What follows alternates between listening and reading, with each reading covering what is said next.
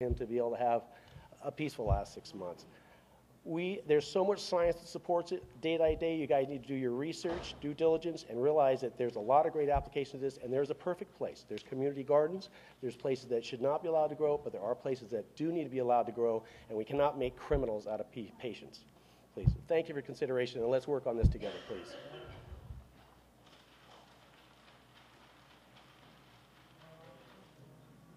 Hi, my name is Sandra Wattenberger.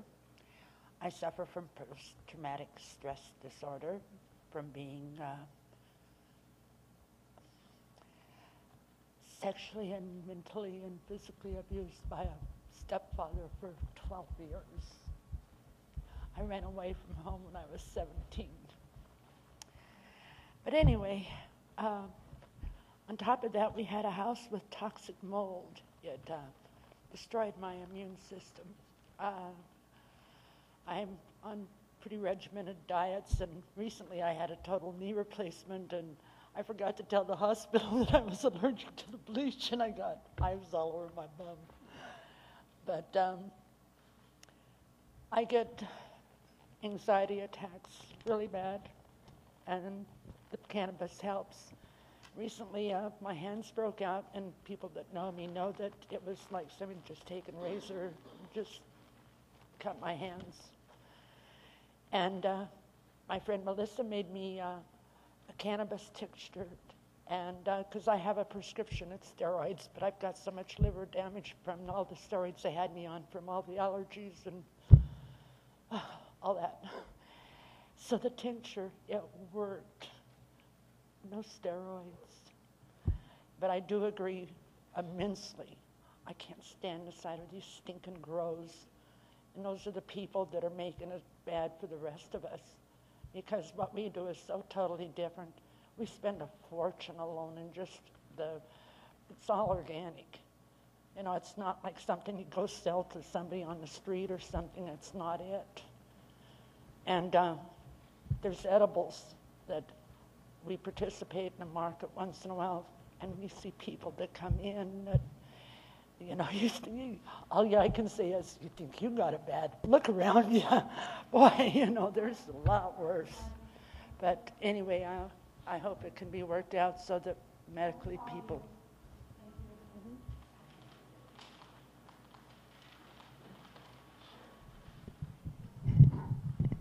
Good evening, council members and staff and guests.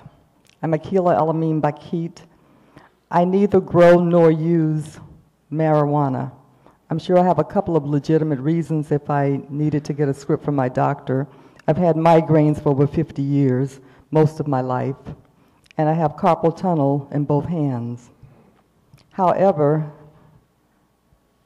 my next door neighbor does grow marijuana, or her son does, and he has done so for the past 3 or 4 years. I am not offended by the marijuana that the young man grows because I never smell it. His mother told me that he was going to start growing it a few years ago and asked me if I would object. I said, as long as I don't smell it and it doesn't cause any problems, I'm okay with it. And the only reason that I verified that he grows it is because I can see it from my bathroom window. So the question I'd like to pose to you all, or for you to consider, is if my neighbor's son can grow marijuana, and I see about 6 plants every year, and I don't smell it, isn't there a way that you all can instruct people on what kind of plants to grow that don't smell? Thank you.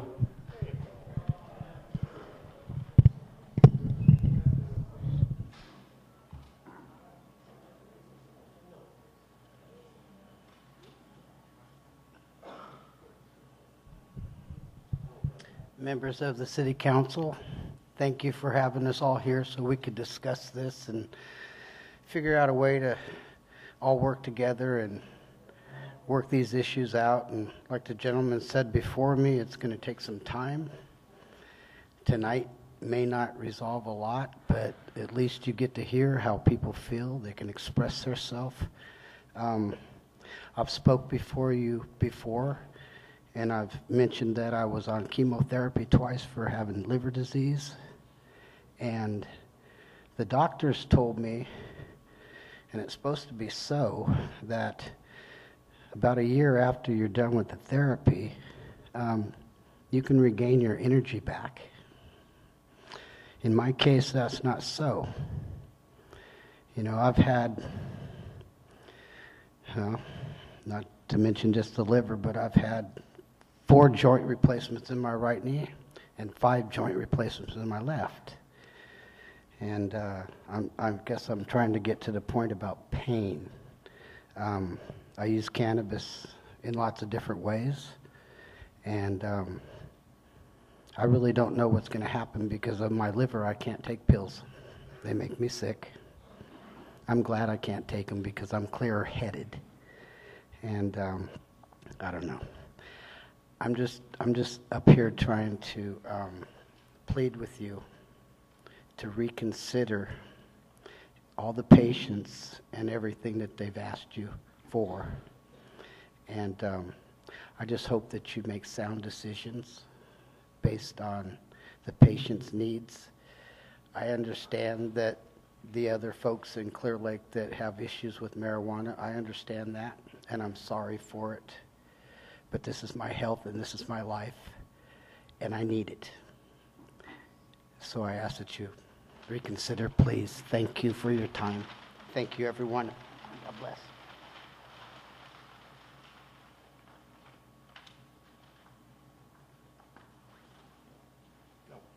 No, I'll wait. No, you go. No, go ahead. Be my guest. My name is Richard Jones. I've been a resident of Lake County since 1997. One thing that hasn't been mentioned at the meeting here is I own a couple of properties in Lake County and Clearlake. And last year I was approached by somebody that had offered to, and I know from other people that this is not something that's unusual, but been offered to have somebody construct a fence, and then they would pay the property owner, and then they would obviously take some responsibility of me growing on somebody else's property. Now, I have a medical card. I have a problem with my neck, but penalizing those that are sick, those people that have stood up here and are part of the community, our community, that need to be able to grow product that they can actually smoke themselves, that's one thing. But having people come in and take over somebody's property and then grow whatever they grow, 99 plants or whatever they grow, and then the person that owns the property, in my guess, would be probably responsible for the property, I'm guessing, seems like you can also penalize those people that are poor, that are taking a couple of $1,000, that's supplementing their income, they're getting a fence out of it and improving their property. And I think the people that are actually coming into the county and doing that are the people that you should be targeting.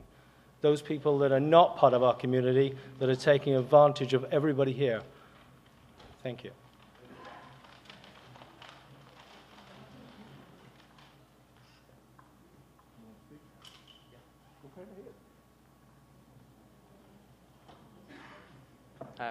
Hi, my name's David.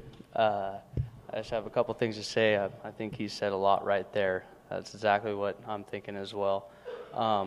Another thing is, I just want to let you know, my wife's sister moved from, she's 27 years old. She moved from Reno, and her husband left her, and she had a little boy. She has a little boy and stuff. We're going to visit him tomorrow. And she came. She needed help. A church brought her here to Clearlake. And she had a bag of pills with her. She would not give up. And for 4 years, I mean, she didn't even know who she was. They didn't know who she was. The kid had once got to the pills and everything, you know.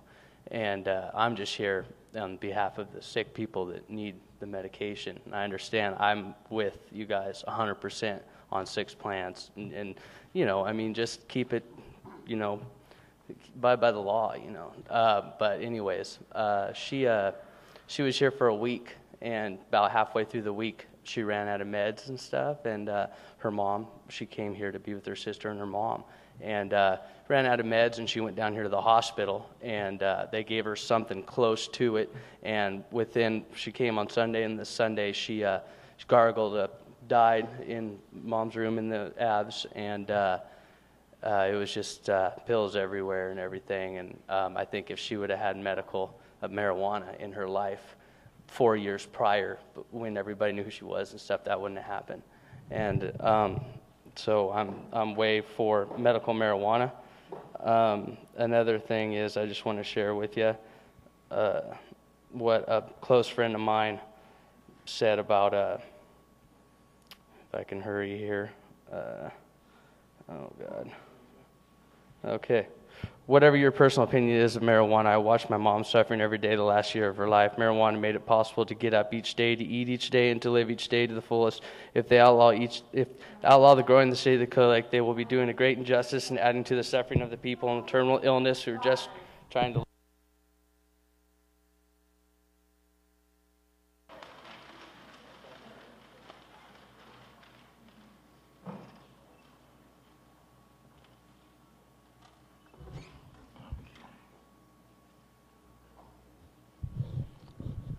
Rick Mayo, citizen of Clearlake, founding president of the local NAACP for 30 years. The organization has been here that long. And we have been fighting all kinds of civil rights issues throughout Lake County for that number of years.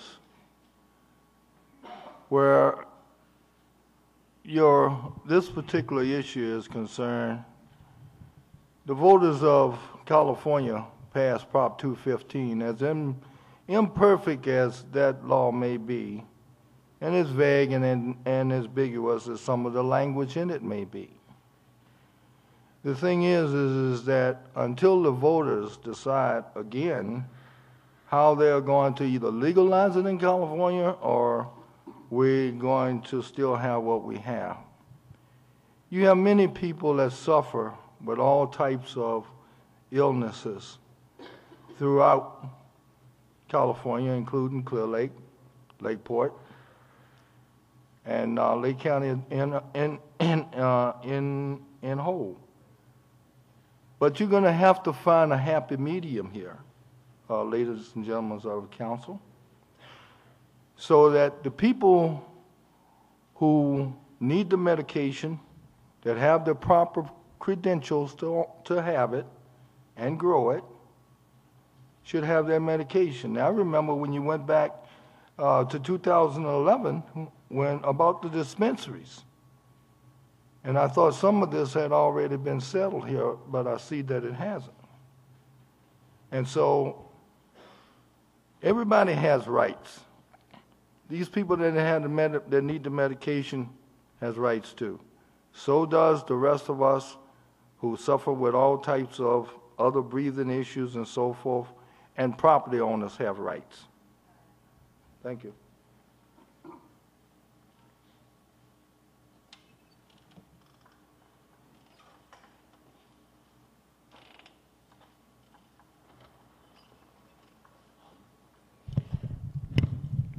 Hi, my name is Marie Weathers. I'm a resident of Lake County, live in the city of Clearlake, have lived here since 1996. I see all these signs that say sick lives matter. Well lives matter also. I would like to stay well. But when I turn my swamp cooler on in the summer and all I can smell is marijuana coming into my house, I'm not well. It makes me sick. So unless we can figure a way to keep the odor from permeating the air all around us, I don't want anyone growing around me. And a mile away last year was the closest to me that I saw plants, but I still got that odor in my house at night. So I agree that sick lives matter. Every life matters. Thank you.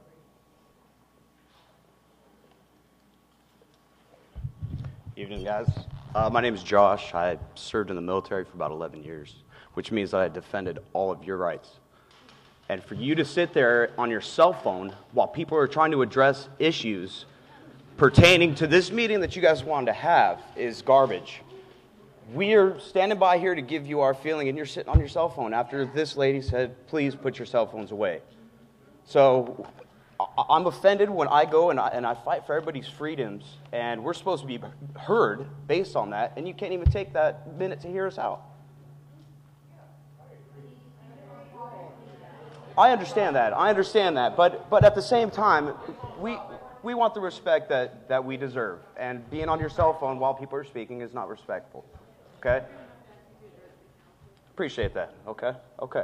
All right, so I fought for this country for 11 years. That means I fought for you, I fought for you, I fought for you, I fought for you, I fought for you. I fought for everybody in this room. I fought for everybody's right. For you guys to say that you're going to take that right for us to have our 6 plants is garbage. Is garbage. The state says that we can have those plants. Whether it be 6, whether it be 100, take the 100 out, take the 75 out. Leave us who want our 6 plants. I'm sure we'll gladly pay your $50 to grow our 6 plants, as long as everybody else follows suit. And when I say everybody else, I mean law enforcement. If they're going to enforce those 6 plants, enforce the ones that are doing more than that. Okay? That's all I ask. We've got to find a common ground. That's it. Appreciate it. Thank you, guys.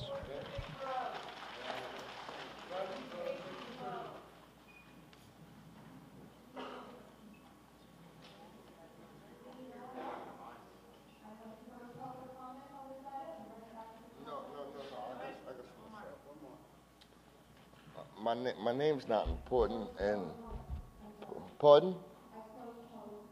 Are you serious? I was walking up. Are you serious? Are you serious? This only shows that all these people don't give a shit about what's going on.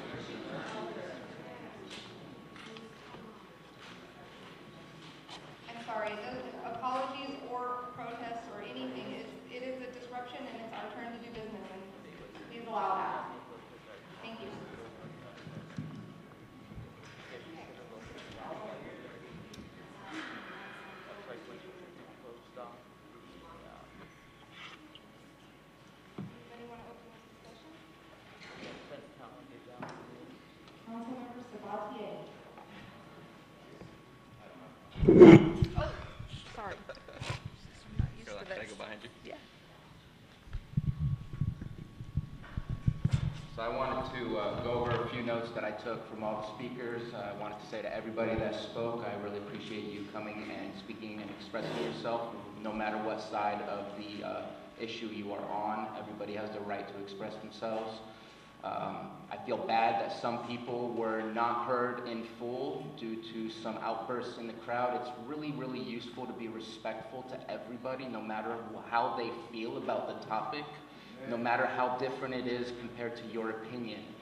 We all need to be humble and realize that sometimes we might be wrong in the way that we think and feel, and we need to allow other people to express themselves differently. We need to learn that, or else it's going to be a lot of problems to deal with the rest of the issues we have to deal with in this city. This is not our only topic that we need to bring, and we hope to see as many people as this for some of the other issues we're going to tackle. Somebody said that all of the pictures in the report were wrong. No, there was a lot of legitimate growth on there. There was a few errors, and I'm really glad that we expressed the concern that we made errors and talked about that. But the majority of them were legitimate growths. I did a lot of... Hold on. It's no longer your turn at this point. Please be respectful. I did a lot of research on those pictures, and the large majority of them were legitimate. I was the one that brought up the concern. Some people were wondering why we didn't do anything. Well, the tool that we created was unfortunately not the tool that we thought that we had. And unfortunately, we're not professionals. We're trying our best to create what's best to make the best effect for all of us, a positive effect. And that's why we're here right now, to create the right tool so that it can make a difference. So please do not blame, I made that failure last week. I already apologize. Please don't make the same mistake I did and blame the wrong source for the problem. The source is the tool. We misconstructed the tool. As far as citations and why police didn't do something like that, it's not a criminal issue. It's a civil issue, and at this point it's code enforcement. We all know we've had issues with our budget for code enforcement, and when it goes along without an eradication clause, there's not much that we could have done with the tool we had created. I believe, if I may say so, that the fines that go along with the grows from last year are oncoming. So it's not like nothing was done, okay? There's a problem in our communities. I think that we might see more people on the wanting no grow here if they felt safer to express themselves without knowing that their neighbors that they're afraid of would not be here to maybe target them later. There are people who are afraid to call our police to tell them what's going on, and we have to realize that that's an unfair situation that we have. So we need to be able to look at both sides here. There is a definite problem. Somebody spoke about the avenues. I knocked on a lot of doors in the avenues. There's a huge problem. You should not be able to drive around and see it as blatantly obvious as it was, as it is for the last few years. And it's not getting better. It's gotten worse because we were not able to do what we needed to do last year, which is why we're here, so we don't have that again. I mean, some people are talking about Colorado and Oregon. Clearlake is not a state. We can't legalize marijuana here. I think that from the conversations I had this morning at a meeting, as well as many conversations, a lot of people are looking forward to not having to deal with this by having the federal government and the state take care of it and grab the bull by the horn so we don't have to be stuck in the middle between a rock and a hard place. So that's not a possibility. We can't solve it by legalizing. That's not going to solve the problem.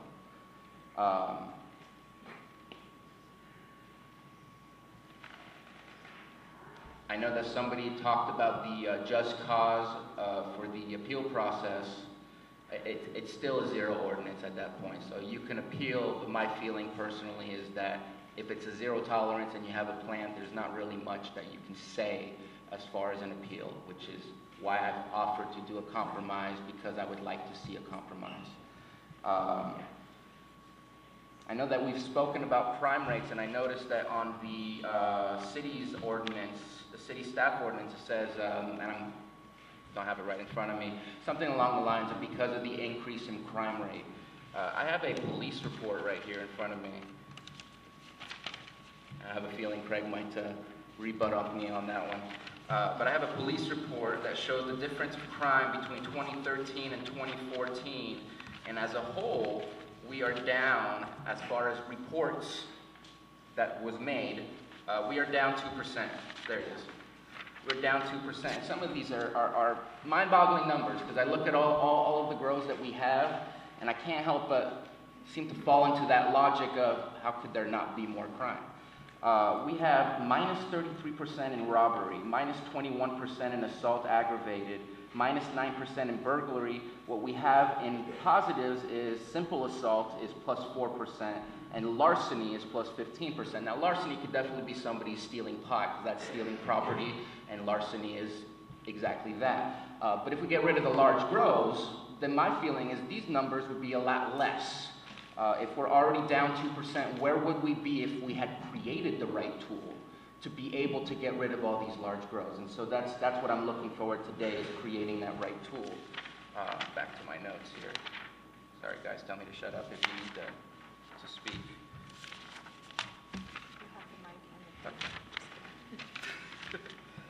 Our health metrics. We are one of the most unhealthy communities in, unfortunately, all of California. Lake County is typically dead last on most lists, and Clearlake out of Lake County typically does not end up anywhere else other than at the bottom of the list either. We're number 1 for cancer. We're number 1 for suicide. We're number 1 for depression of those under the age of 18. We have a lot of issues. We are very sick, and we need to change those things.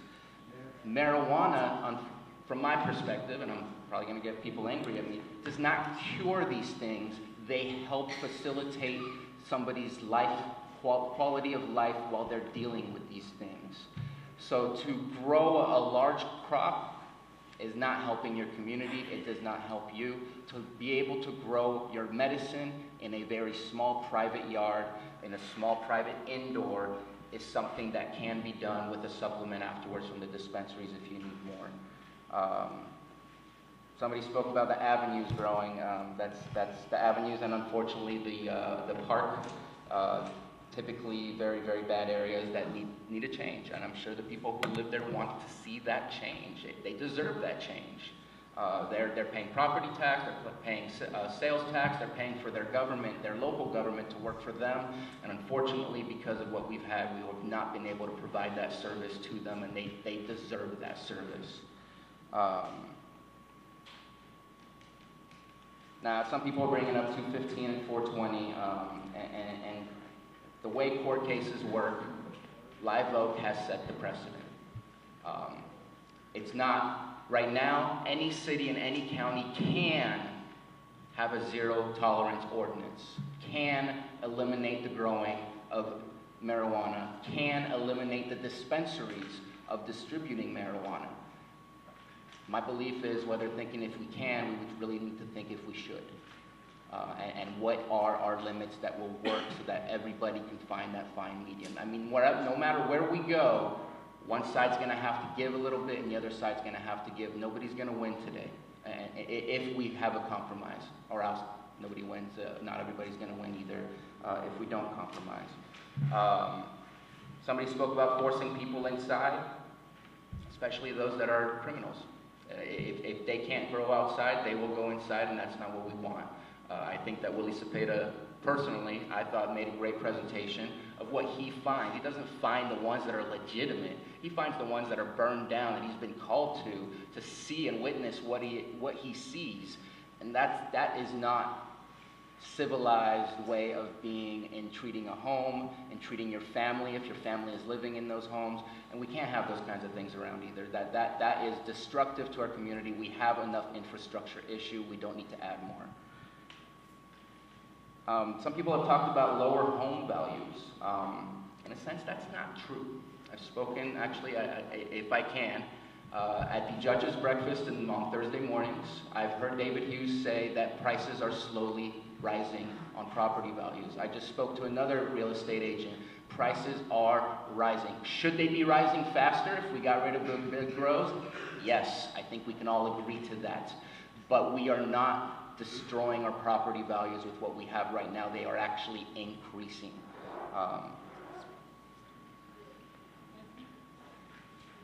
Some people were asking for more than what our current ordinance has. I just don't think that's a possibility. I'm just going to be realistic about that. That's not something I don't think even plan on discussing at this point in time. We already have an issue with what's going on. We need to either stick with what we have and give it teeth, go down and give it teeth, or obviously with what the consensus was from the council, which was to go to zero tolerance.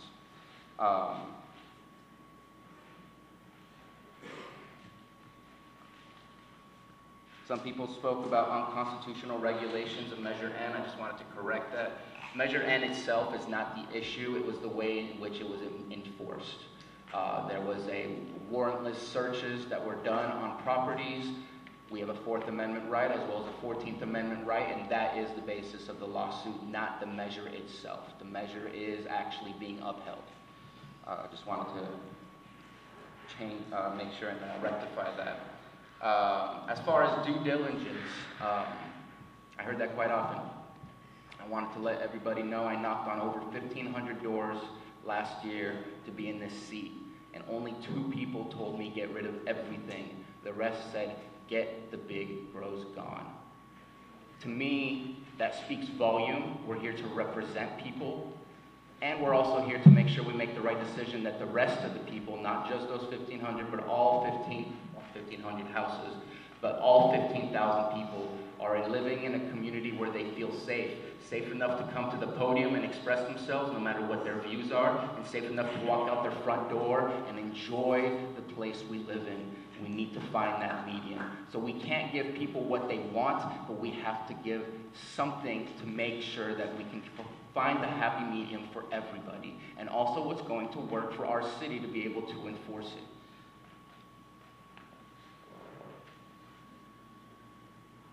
I think at this moment I'm going to give up the mic. I feel like I've had it way too long already.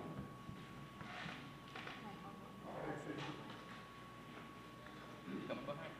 Oh, I'm stuck. Yeah, I'm stuck. What about this one? Can you hear me? There we go. I appreciate the 3 or 4 orders that I spoke with a lot of people as I was campaigning as well, and got a different response. I know that a lot of people are afraid, and we're afraid to come to this meeting.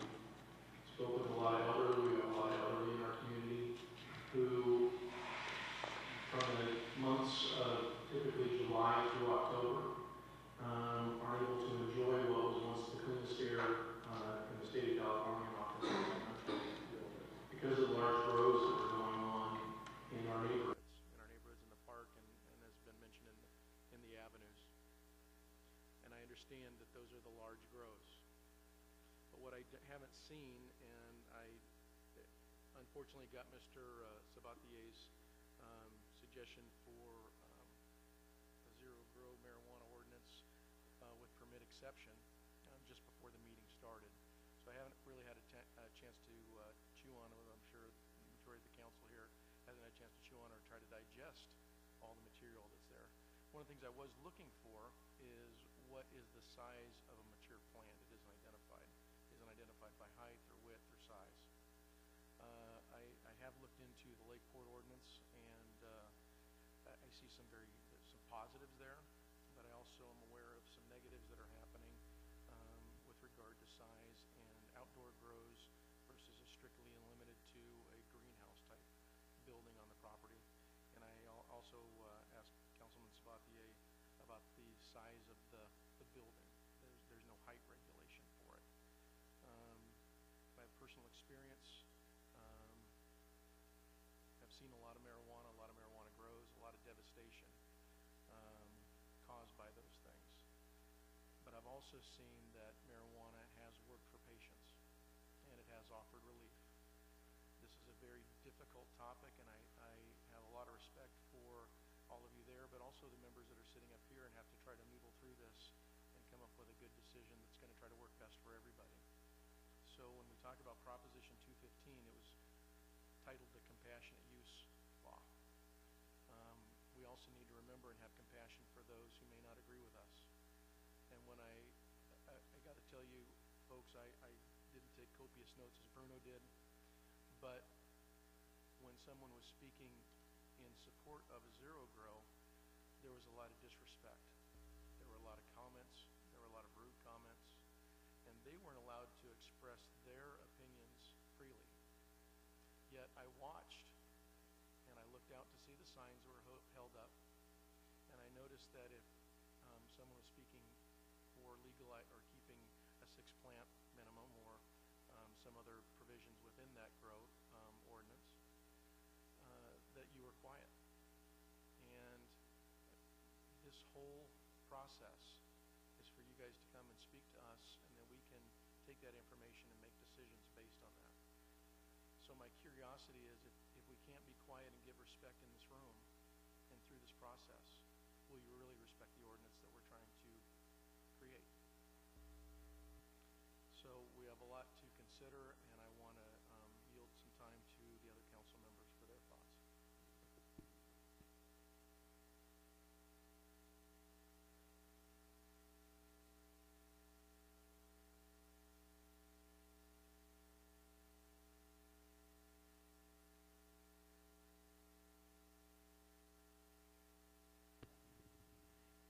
It's definitely a difficult situation, and I did not come into the room with my mind completely made up.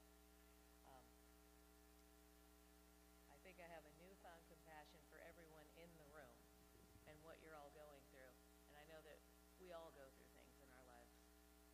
And for me right now, I have to take into consideration the entire community, and there are a few bad apples out there who are making it for everyone else. The fact of the matter is, though, those bad apples are huge.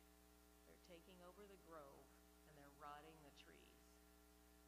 And the only way to survive something like that sometimes is to lay low and weed out the bad apples.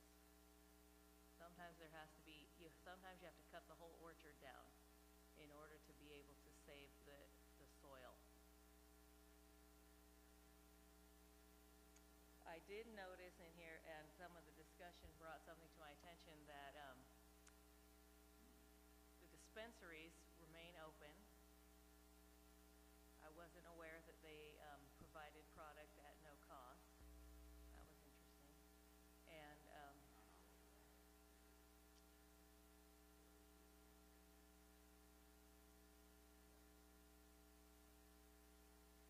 I'll wait. I teach high school now.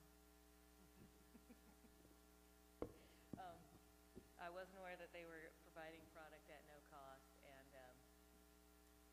that this would potentially could remove the opportunity for the dispensaries to maintain supply.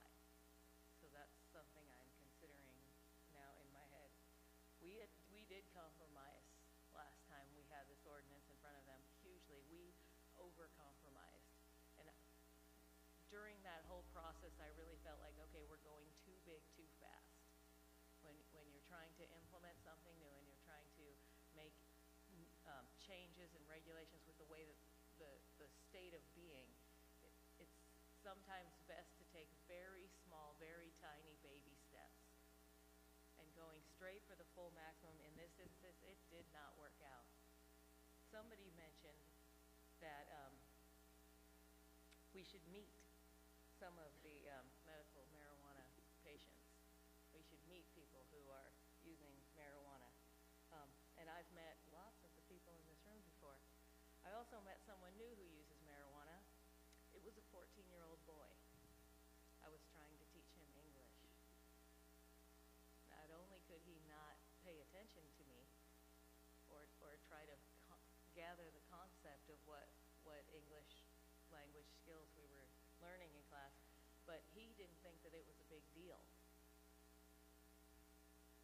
We're creating a culture here that we're passing on to kids. And that doesn't mean that you or I are doing it, but as a community, we're creating a culture that we're passing on to our kids, and we have to be cognizant of that every time we do anything we do.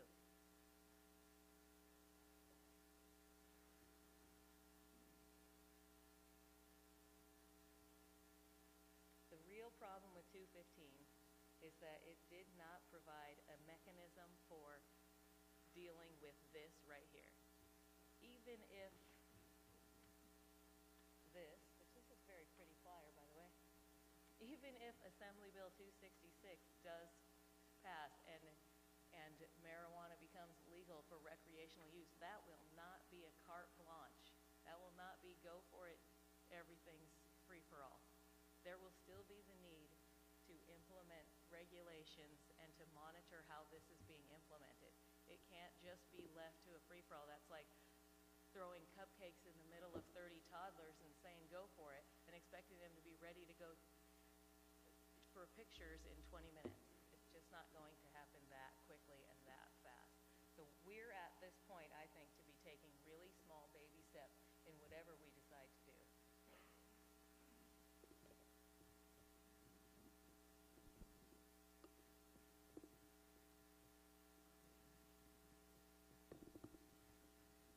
Okay, and thank you all council members for all your comments. I agree with a lot of you guys. I think there was a lot of disrespect in several different ways here, and I hope that doesn't happen if we continue a meeting.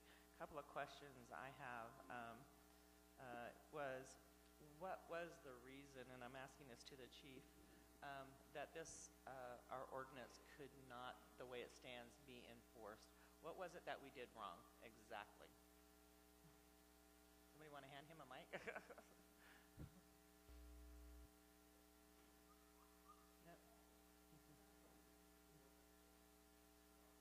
Oh, not I'm now. not on. Really loud. On? Yeah. Now you hear me? No. We're gonna give up. Yep. No, that's all right. I can. Now it's definitely on. Now you're on. Test. Test. Test. Test. All right, give it to me. All right, now is it working? There we go. I think there's people at the table, mainly our attorney, that can answer the question better. One of my biggest issues with this, there is a misconception that this was a law enforcement ordinance. It absolutely was not. It's a civil ordinance. Civil ordinances need to be enforced by our civil department, which would be our code enforcement.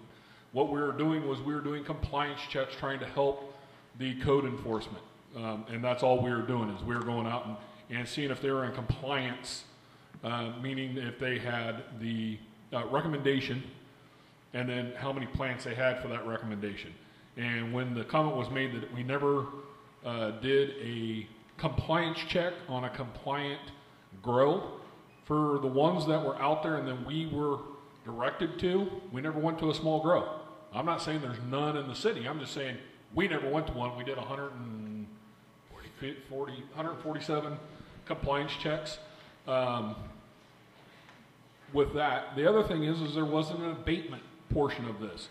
So if we had over the 6 plants, the civil department or our code enforcement could not abate those plants. And that was one of the issues with them. So then we're on to the administrative penalties side of it. With the lack of staffing, which I believe there's now a light at the end of the tunnel for having that, but those were the issues, in my opinion.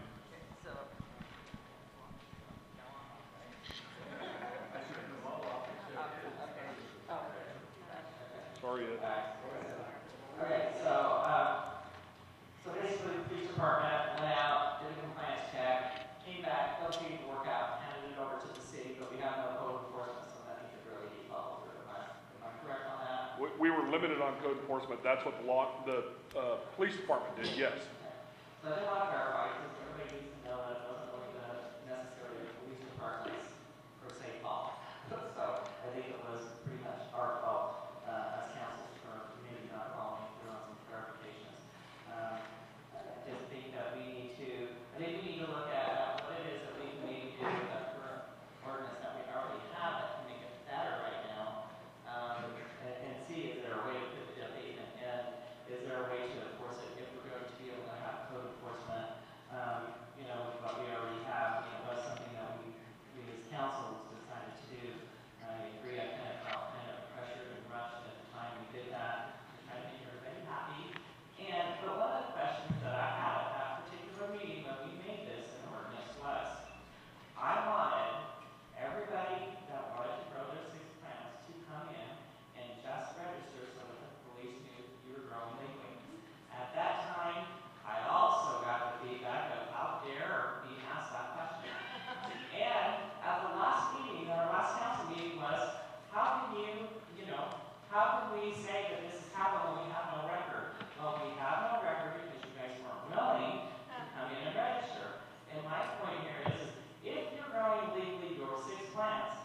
what was your problem about coming in and registering in the first place?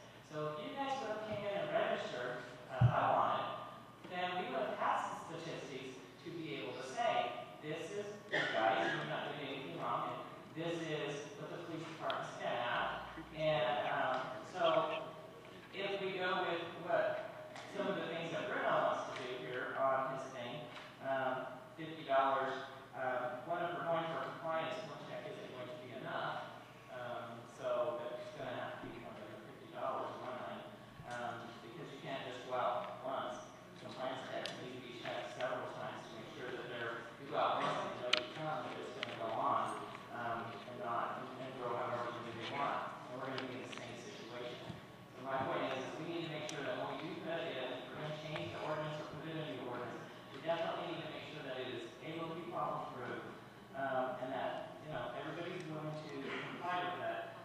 Personally, I believe that marijuana, and you guys are going to be totally against this, but I've seen the effect of what marijuana does into these children. I have a grandson that is like addicted to it. It's a horrible thing. I have other people that just told me this last week that, guess what? They believe that it is a gateway to other drugs because they choose it. It may not be for everybody, but it's there. And I just personally, and I didn't interrupt you guys when you guys talk. Please don't do it to me. We have difference of opinions. And I have my right to my opinion. You have your right to yours. And if you're not willing to work with that opinion, then I don't know why we're here. So if you guys say work with that, work with you, then you need to let me have my opinion just as I did here. So thank you. And I just said it was my opinion. I've seen it with you guys are showing your point. I'm trying to tell you the other side. There are bad sides to this, whether you guys want to believe it or not. These children are getting into this and they're using it as a recreational, and they're not responsible, and they don't know. They're ending up in trouble and on probation and breaking into places because they just get high. And we've all seen them in the 60s. I know you don't remember the 60s. If you remember, you weren't there. But it's just some of the things that we do need to consider. That we need to make sure that it's safe. That if we're going to have it in our community, we need to make sure that the people that are growing it are going to be able to be responsible for it, so that we don't have this problem continuing on. I don't want to see my community come someplace that I want to move. That I want to move away from. I don't want to move away from here. But if it gets to be carried out of hand as it is, it's definitely a choice that I would make, because I don't want my family growing up here if it's going to be the way it's been this last year. We've definitely got to do something, and we've definitely got to work on it. And I just want to make sure that whatever we put in place is something that we can enforce, that everybody is going to agree upon, whether it's a no-grow. If it's a no-grow, we start over. If it's a no-grow, we start over. And look at things. The state will eventually, I hope, come to a conclusion to make this just as Colorado and the rest of them did. They had to make a decision and they did it. And I think it's just something that we really, whatever we decide, I want to make sure that it's enforceable. We decide to do whatever, it's got to be enforceable. I'm going to weigh in. Maybe you're not on. Thank you, Ed. Okay, test. Okay. I will chime in here until someone else is ready, or as long as I can have things to say, I guess. Well, the first thing I would like to start is thank you for being here and coming out. Is that better? Thank you. Thank you for being here and coming out and expressing what it means in your lives to have medicinal marijuana. Because I did sit here, and I said this at the last meeting, but I didn't see a lot of you. I did sit here a year ago, and we had multiple meetings. Jerry, you were with us. And we were very compassionate, and we were very willing to work with the citizens. But unfortunately, maybe the council, some of us were new, or maybe some of us, maybe the attorney at that time wasn't like what we thought they were. You helped hire this one too, Jerry. So my point being, we have been compassionate for a year, and the marijuana growing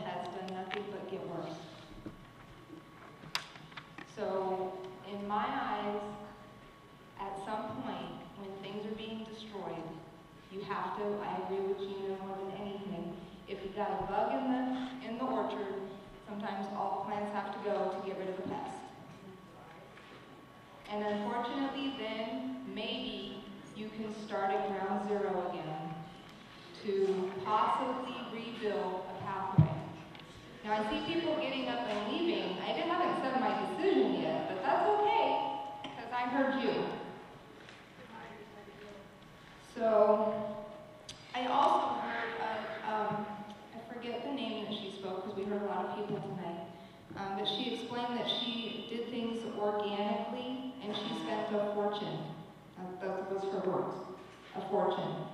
If she spends a fortune to grow her 6 plants, then we are going, I understand what the problem maybe was going to be with the dispensaries, how it's going to maybe limit things, but if she's already spending a fortune, she's going to be able to still get access to medicine.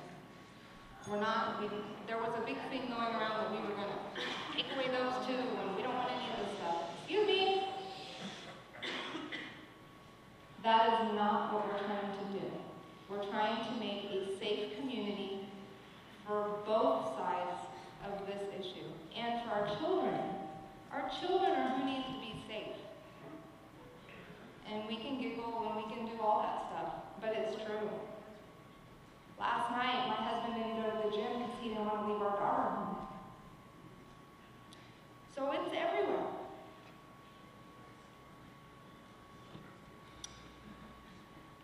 Let's see here.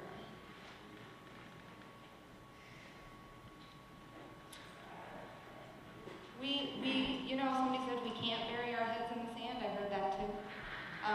We have buried our heads in the sand by allowing it to go as long this year as we did. We should have been discussing this a long time ago. We should have revisited it as soon as it became that we saw it was becoming a bigger problem. Our fault. Our fault up here for not doing that.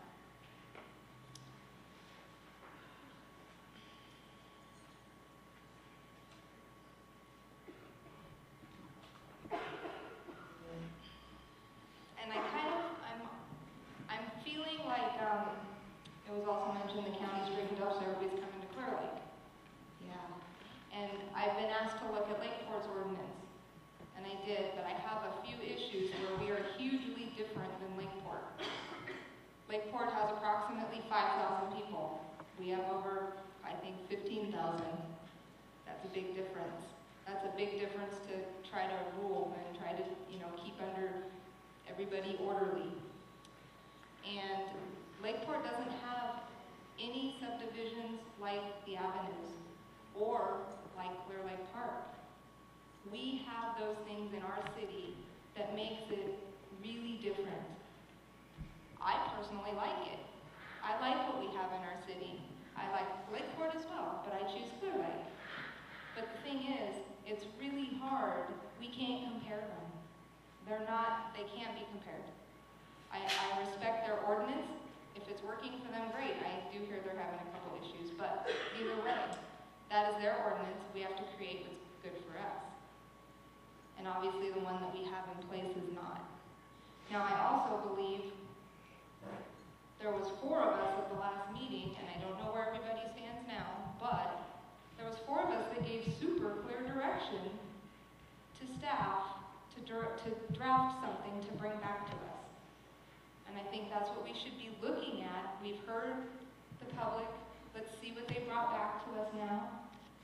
And unfortunately, sometimes you change your minds or you get on the fence or you think, oh, maybe I was thinking irrationally or rushed or pushed. But when you direct staff to do something, you're spending the public's money, you are spending time, energy, efforts of them, and yourselves, because they're going to bring it back to you to look at, that you need to really uphold that and do the best to your ability to consider what they've brought to you, because they are your staff. You are here to keep them in check. You are here to hire some of them, as in our new city attorney and our city manager. She's not new, but they are here for us. We have directed them. We need to at least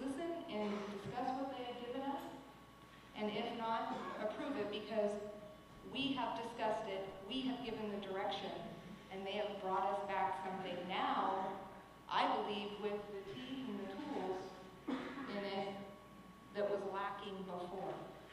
Does it have zero in it? It does. And again, I have to go back to the orchard statement because that's the only thing I can think of that makes it kind of clear. So I have read this. It's much different. Thank you very much, Mr. Jones. It is much different than our last ordinance. Very clear, very black and white, to where things will not become the issues where we had no enforcement before, or couldn't enforce it. So I don't see any other pens up, but I ran out of the sticky notes. I have a question for our financial director, Mr. Becknow. You talked about a $500,000 income from a CDBG. Can you explain that CDBG and where it came from? Because for some reason at this moment in time, it's the first time I've heard about it. I've heard about our CDBG for fixing of Phillips and 18th Avenue, but I have not heard about this specifically for code enforcement. And please tell me if I'm wrong and if I've heard of it. Is it on? Is it on? You're on. Okay.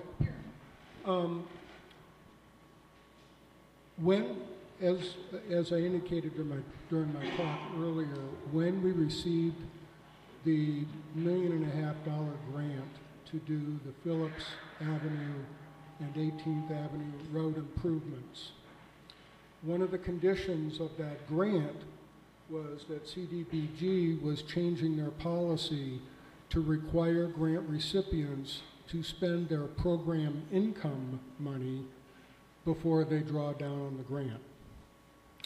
Now, the program income money comes in on an annual basis, and it depends on different factors having to do with some of our housing, CDBG housing, whether there are any foreclosures, whether there are any loans paid off, and so on.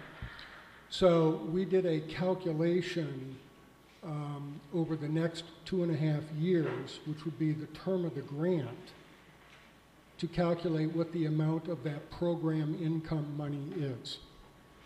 We don't know that it's going to be 500. That is our best estimate of what it should be. It may be a little higher, maybe a little lower.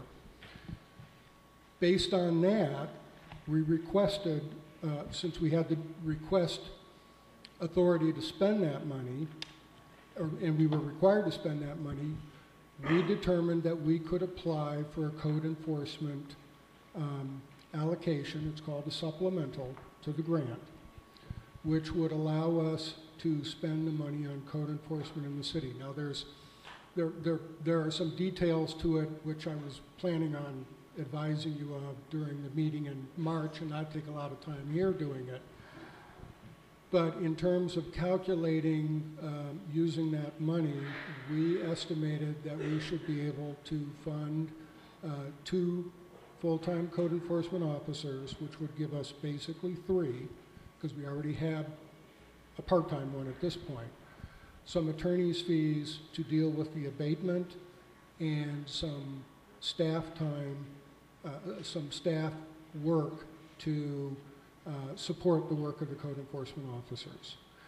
The reason you hadn't heard about it was because we really didn't want to jump the gun and say, oh, look what we've got, when it hadn't been approved by CDBG. We received on Wednesday basically the approval. There's one more signature that needs to be had, but that's only because he's out of town until Tuesday. And there's no reason for us to think that he won't sign it.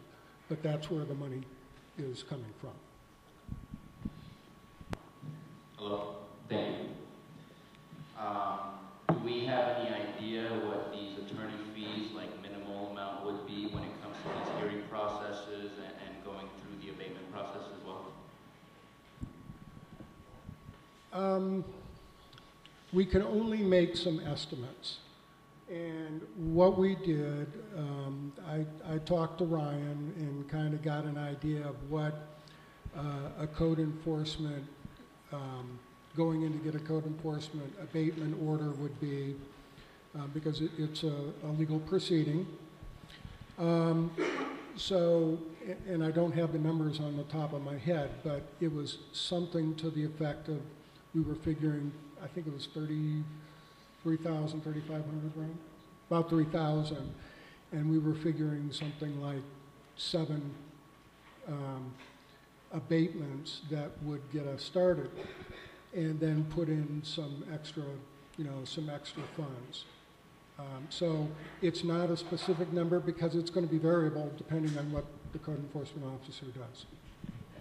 The number also should go down over time, as the first 1 or 2 may take a little more time, but as staff gets comfortable with it, they can do it potentially themselves or with very little oversight with legal fees.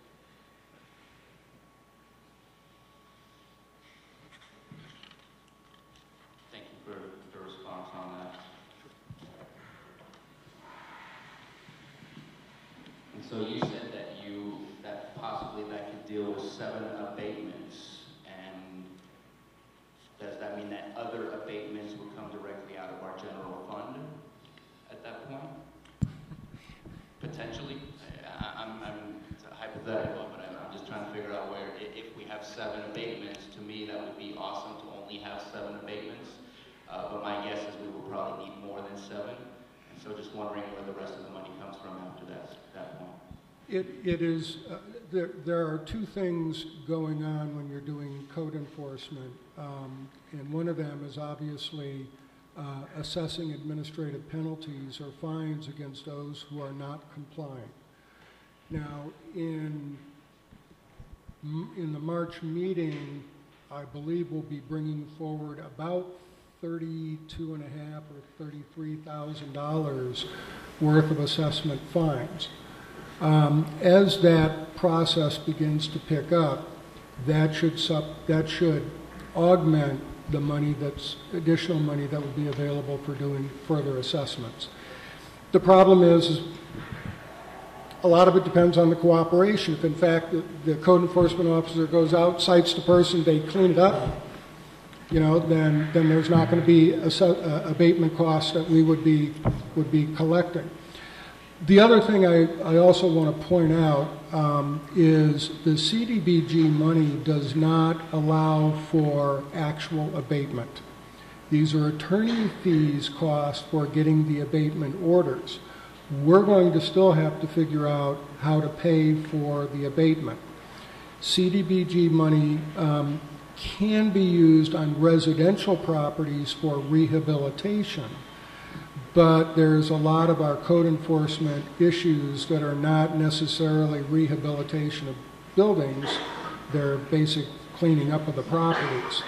And that we would not be able to use CDBG funds for that portion of it. So we still have a little bit of this puzzle we're trying to put together for next year's budget.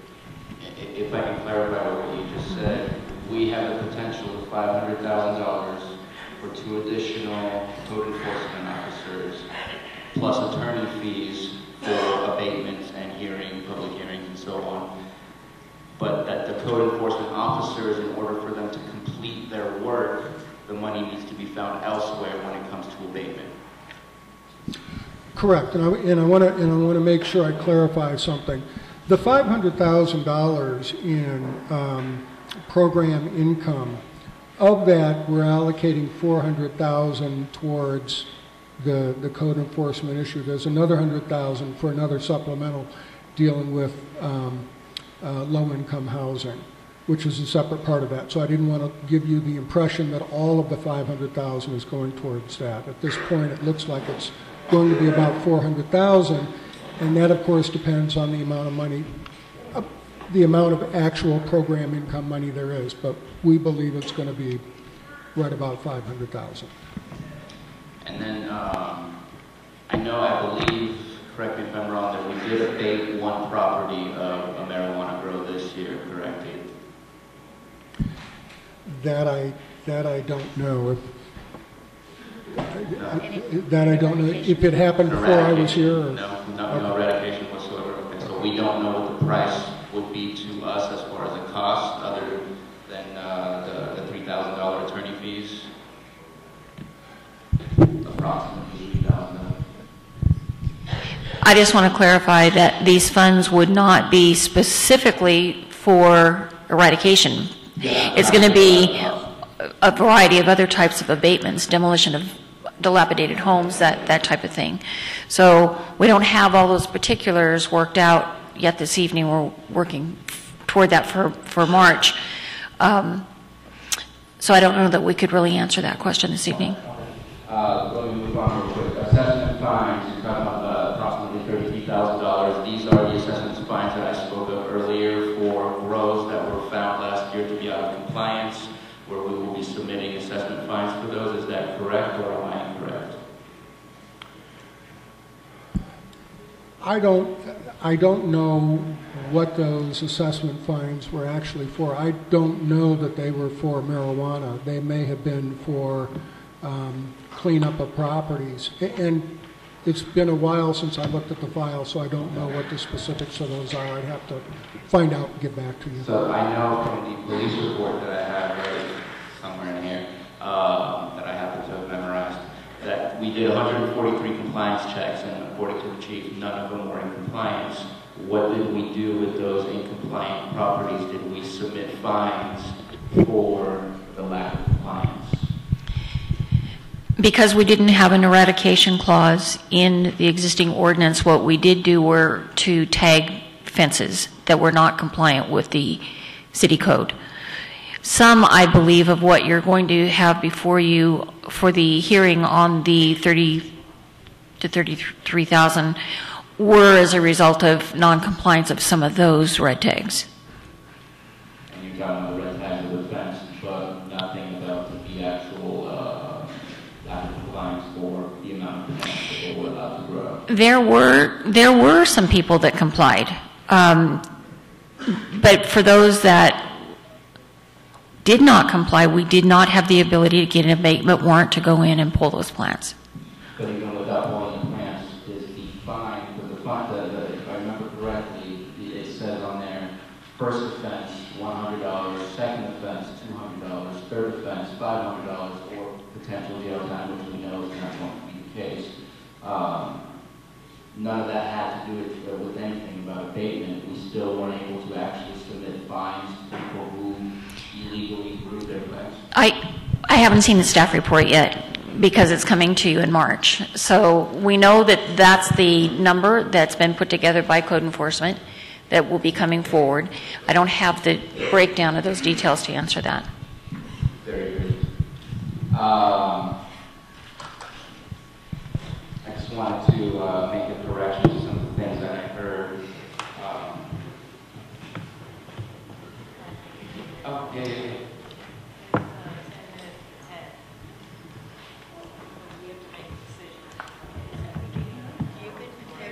Can I make a motion to please extend the meeting past 10 p.m.?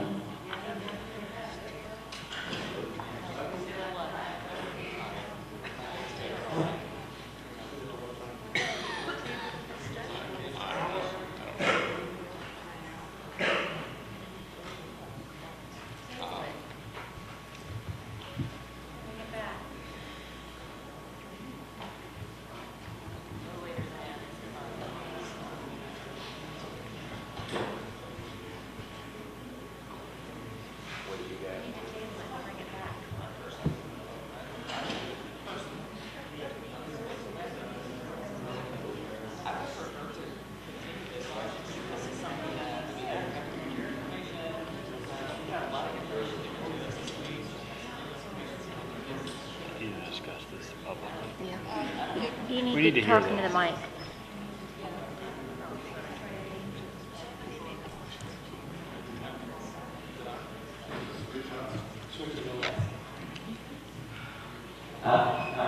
Okay, I personally don't feel that with the information I've given, the people that have talked, then I'm going to make a decision on that. Two other items also that appear. I mean, unless we plan on being here till midnight. The reason I've done those meetings and they just don't work. They don't work because people have already left because they're kind of angry, and I just don't think that unless you're just going to make it, if we're going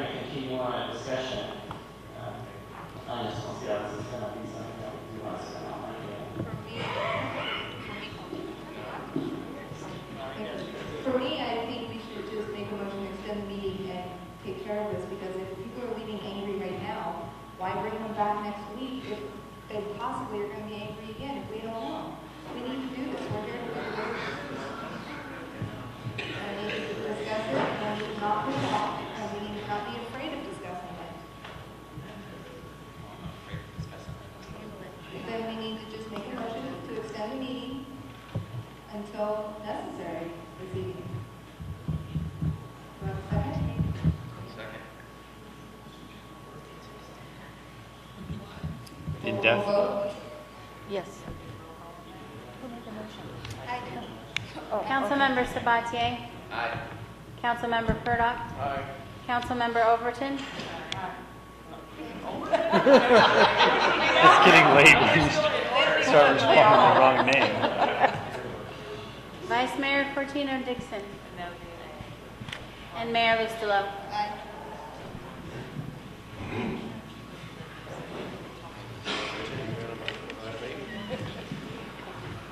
All right,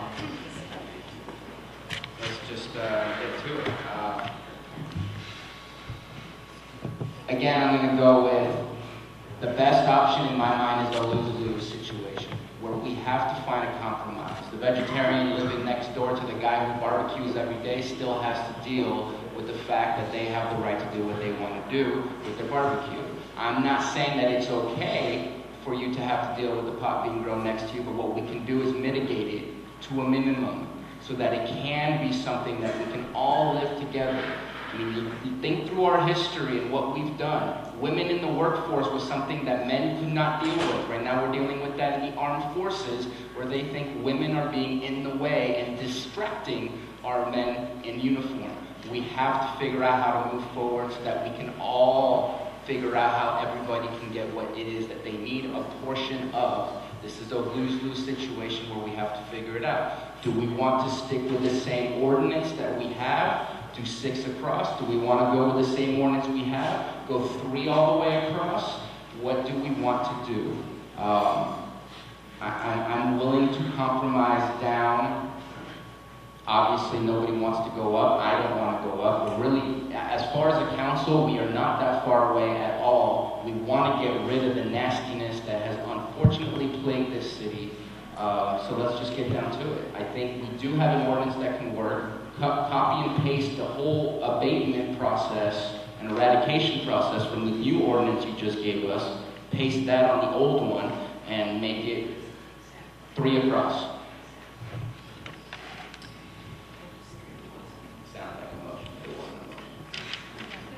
More for discussion. I completely appreciate all the work that you've done with what you did give us this evening. Sorry I couldn't give it to you. Brown I'm good with that. So, but again, we're here to talk about, unfortunately, again, I always bring it back to the fun stuff. So, you know, people will say they don't have the $50 to even pay. Well, she's up, she's right behind you. To pay for the dispensaries or to pay for something, some of their medicine? Okay, to register? Okay.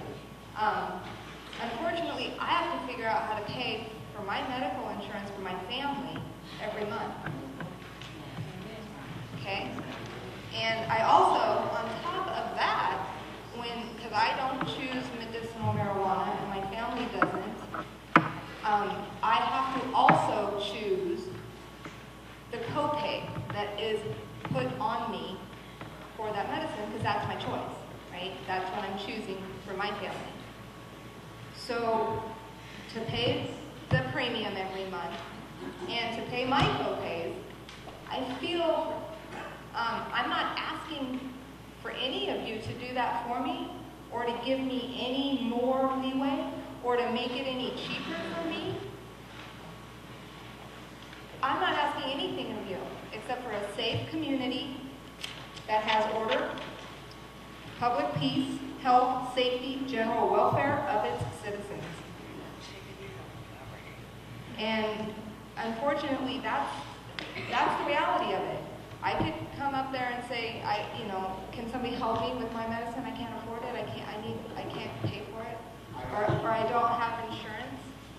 So, but it's my choice of my medicine, just like it's your choice. Excuse me.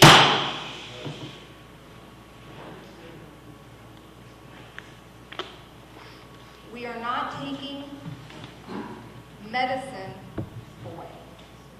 We are taking the cultivation of marijuana away. if we do this.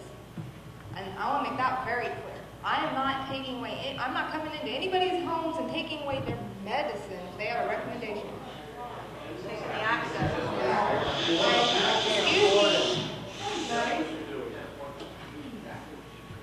Unfortunately, what might have to happen is I might have to take away the cultivation of it within the city limits because it's become a problem. And I'm only speaking for my one self here. I'm not speaking for the rest of the council. We're not there yet. But I'm prepared to stay here all evening until we get there. And it's for both of us. It's for all of us, and it's for the whole community. The whole community. Not just the ones that are here tonight that weren't here last meeting, but the ones that maybe were here last meeting that didn't want to come tonight. So I'm here for everyone, because I'm here at every meeting.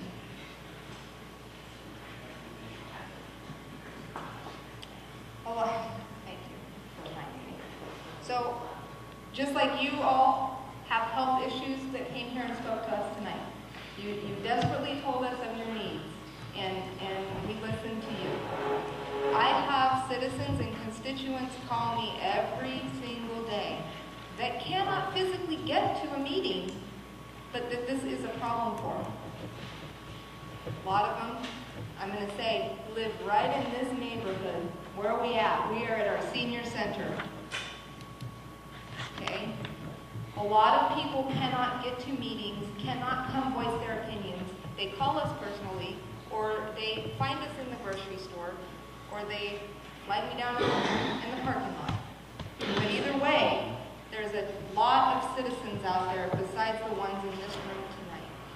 And we have to think of them. And they are the ones that come to public comment when it is not on our agenda and explain to us what a problem it is for the 3 minutes they're allowed.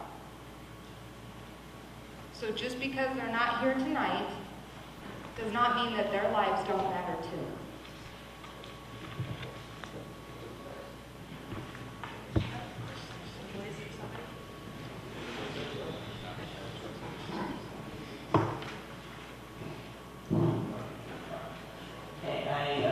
I think I have maybe a legal question here. If we went with a no-grow, what does that do to the dispensaries? Are we not allowed to grow as a dispensary still, or is that different? Isn't that kind of regulated differently?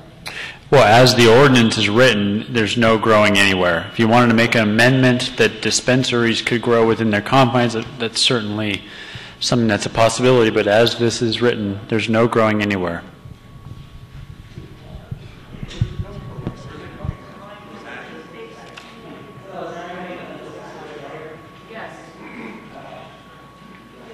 Grow your own marijuana here in Clearlake? Joyce, we can't do that. We can't go back. Oh, sorry. Never mind.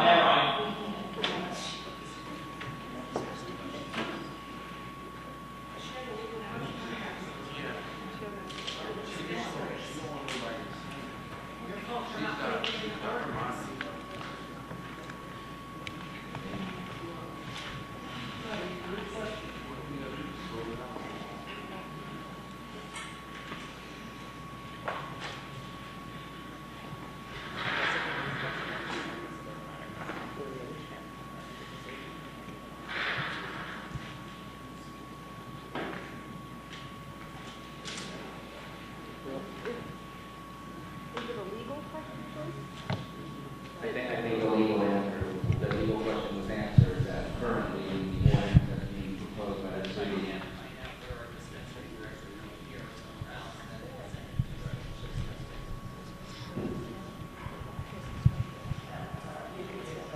I might be making a mistake when I'm making an attempt to answer your question based on conversations I had with the dispensaries to ask them how this will affect them because the overall group. They are only allowed to either grow themselves, which would be in their stores or in their properties, if they live in Clearlake and their stores in Clearlake, then there's no grow will affect them larger than that. And they can only purchase other products from people who are members of their clubs, which most likely is people within the county or definitely within the city limits as well. And I think one gentleman from the Compassion Center spoke of how his ability to give free medicine to the patients that frequent his store has dwindled down based on all the ordinances that have been passed in the county and Lakewood and so on. And that just would have been the last of what he did.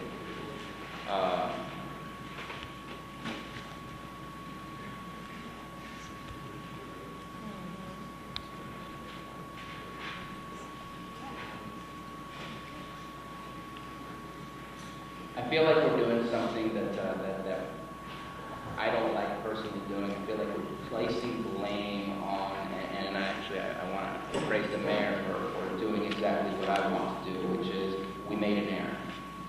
Placing blame on the growers. Everybody tries to take advantage of whatever is available out there, and we need to take ownership of this error rather than trying to blame the growers for doing something. We raised our speed limits in our street because people speed on our street, and through democratic laws, we have to raise our speed limit in order to enforce them. That is our inability to enforce them, and I'm not saying that's a problem of our police department. That's because they are overcharged with things that they also have to take care of. And traffic is something they do, but not something that they focus on solely. And so because of our inability to do that for our cars going too fast, we now have a faster speed limit in certain sections of our town. We should not ban driving because people are driving faster than they should. We need to compromise. We need to figure this out. I think that somebody talked about that it is a gateway drug. I think life itself is a gateway to whatever else you go through. You're led by example of those that are around you. If we allow for this to continue, absolutely agree. Wrong example that we are allowing to have. But those that are medicinal users, we should not treat them like they are doing something wrong, just like if somebody uses alcohol and has an alcohol cabinet in their house. I don't want to tell you your parents are bad because I shouldn't make children look at their parents as bad people. That is what divides us and destroys our communities, not unifies us and makes us stronger. We need to minimize it, and I'm going right back again.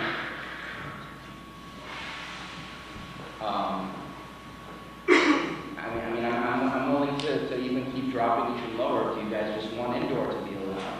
You guys want just, again, 3 plants and that's it. The smell that people are focused on, here's my analogy. If you're in a locker room, you cannot pinpoint if the guy next to you stinks because the whole locker room smells. This whole city stunk like weed. That's not the way we should have our city. How can you pinpoint where the smell is going, where no matter where you are, you will smell it? We need to get rid of that, and those are the large grows. So to say that the smell is a problem, I can't even tell you if it truly is, other than the fact that we have commercial grows everywhere. So to blame your neighbor or the adjacent property to you for that one grow, or especially to blame them when they're illegally growing hundreds of plants, 50 plants, or whatever the illegal grow is, how do we know that 3 plants is going to be a problem? Why should we shut people down from something that doesn't need to be demonized? We're on a movement. We're on a path towards legalization. That's not our job to do. But we can still allow people to have access if we find that bare minimum that makes us happy, where we know that fine line, where code enforcement can just walk in and put down a fine, start the process of abatement. We need to not, I don't know what else to say. An offer is on the table.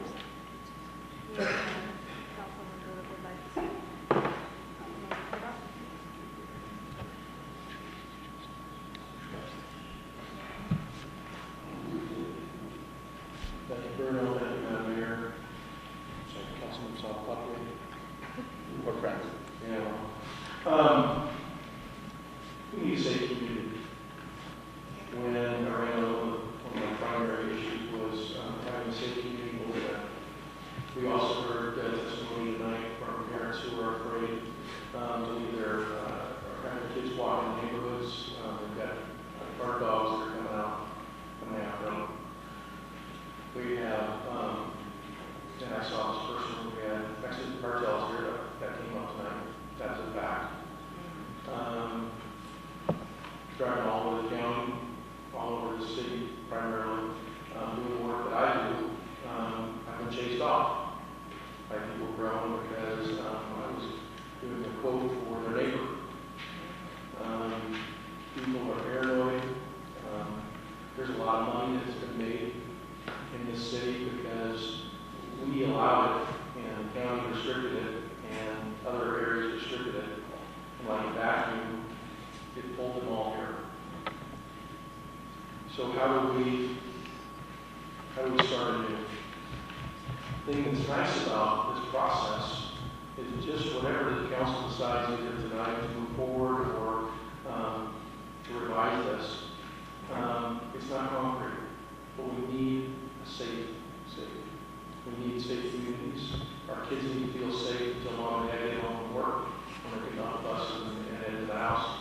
And other things that came up, I really liked your analogy of the barkeepers with the vegetarian next door, but they don't have allergic reactions. They're not respiratory issues. I talked with people and they were actually shouted down by folks supporting medical marijuana, saying that just like people are shaking their heads as I make my comments, that they're not affected. And they tell me that they are. Their breathing is affected.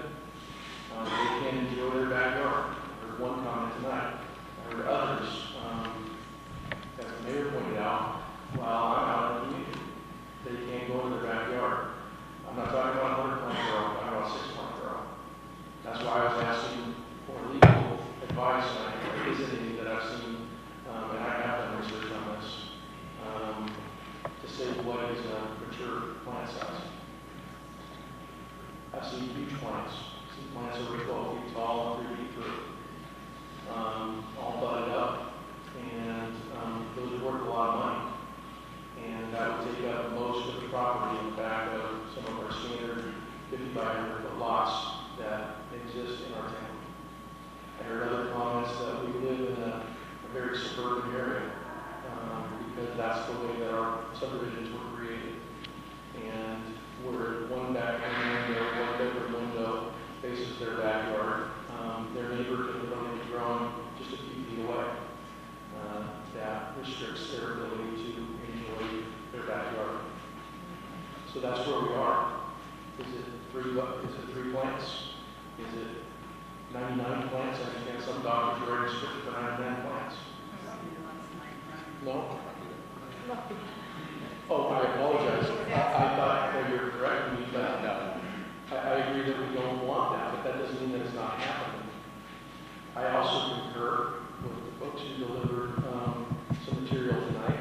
I think the state is going to deal with this. Unfortunately, until the feds deal with it, we're all trapped in limbo here in trying to find what's best for the most, because I don't think we'll ever find what's best for all.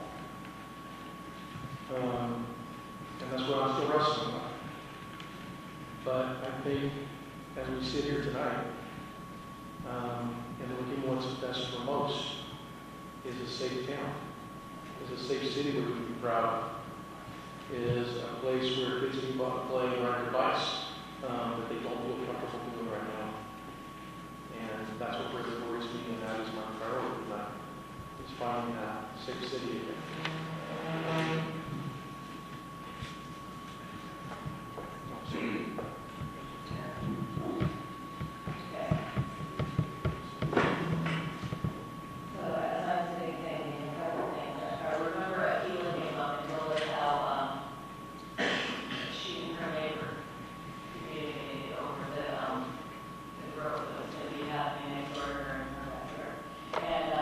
The respectful, considerate way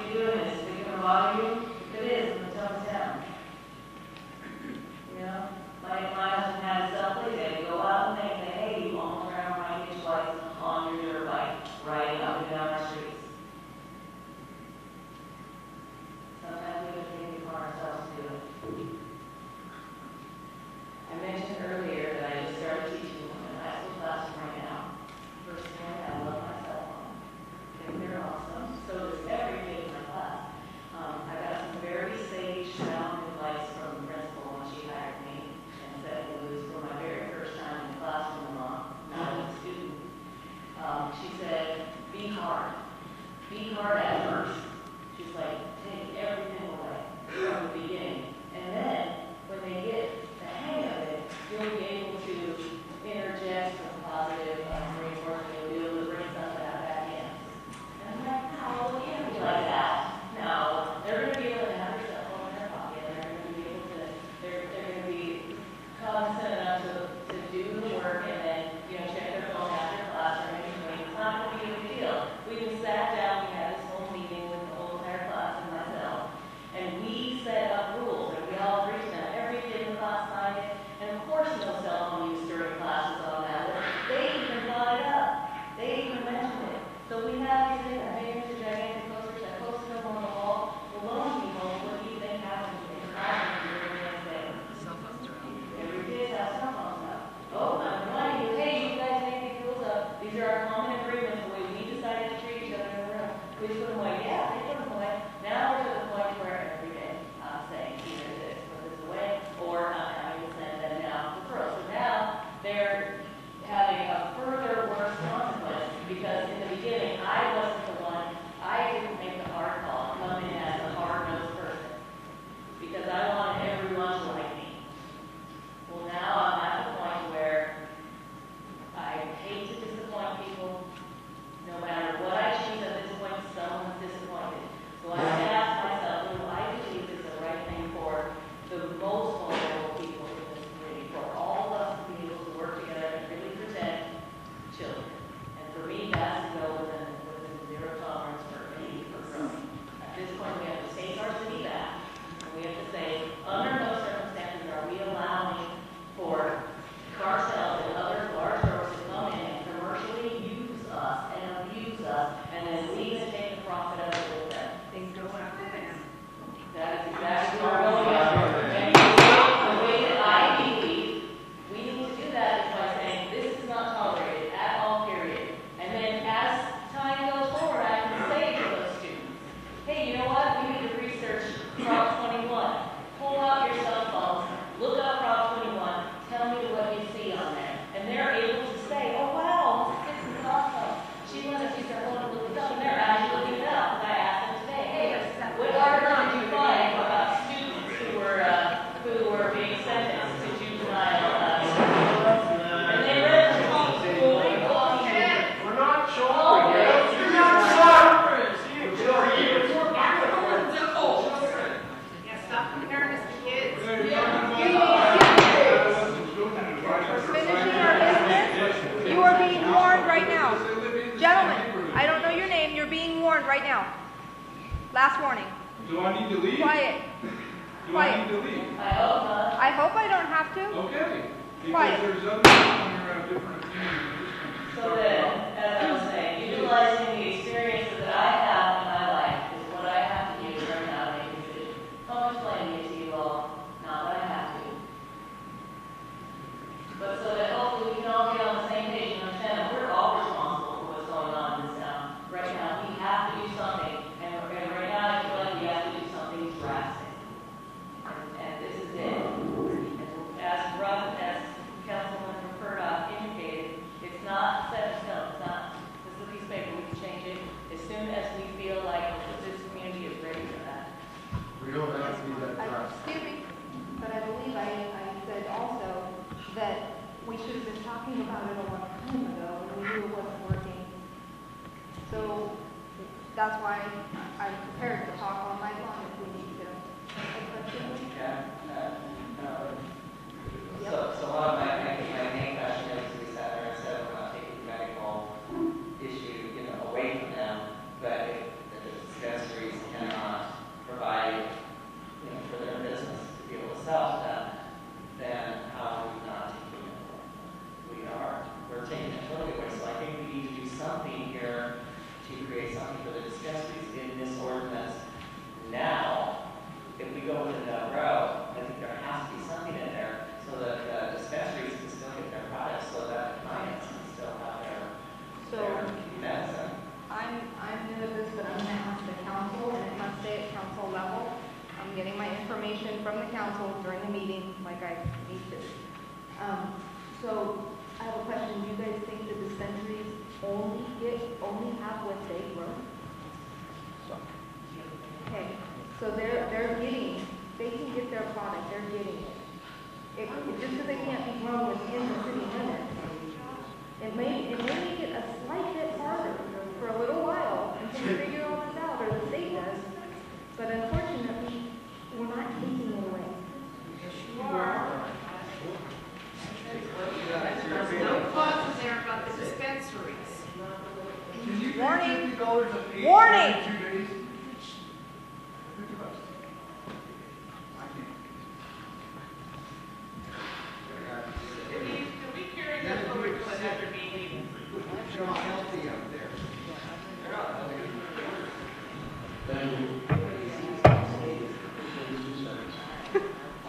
One of the things that I really appreciate about living here in Lake County, and specifically Clearlake, is the fact that we are a community. We're hashing this out in front of you folks. We want to be as open and public as we can be. One of the things that I saw at our last meeting, when this was first introduced, was true compassion. There were some people that were visibly upset by what we feel is necessary and the steps that we're taking. But it's a process. And as we go through the process, I'm happy to sit here and listen to what you guys have to tell us. One of the things I wanted to comment on was another member who was in the audience contacted one of the other people that were there and said, we live out in county. And if you would like, we would be happy to let you grow on our property in compliance with the insurance. What I'm getting at is, in many ways, if you come up against some obstruction, we as human beings find our way to make it and make it work. We have been asked, not just here, but in other areas, to please make our city safe. And that's what we're arguing here tonight. And while I recognize there's a majority of you here in this room that is requesting allowance of growing for medical reasons, this is why I don't feel comfortable with that. And I've mentioned it before. I don't know what the legal plant size is. If we could identify that, and I didn't know from my personal experience that 6 plants can be 6 huge plants. That will definitely have an impact on the neighborhood.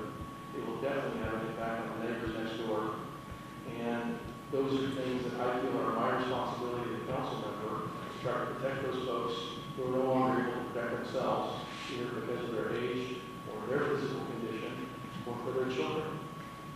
Doesn't mean that I want to take medicine away from people. As I said, there are allowances to grow outside the city limits. People will find a way, in my opinion, because I've seen it time and time again. And honestly, I know there are people in this room, regardless of what we do here tonight, they're going to do what they're going to do. And then we'll have to deal with that as a code enforcement issue.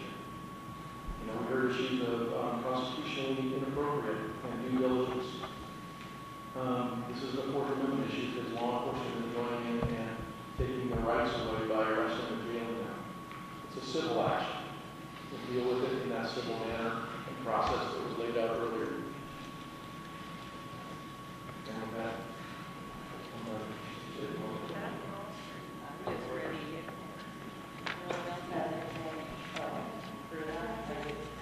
Yes, I do. And I want to say I appreciate the work that you're putting into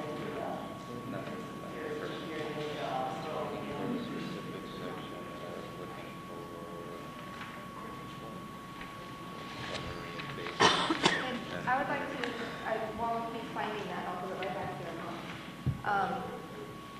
As the night goes on, and we continue to try to come to some conclusions here, and we listen to each other, and we do the work here at this table, I see it dwindling out there. I see the people leaving. They may be tired. They may be ill. There might be a lot of reasons, but the ones that I see saying, thank you, because I honestly believe we're getting down to the true, maybe medicinal users that really care.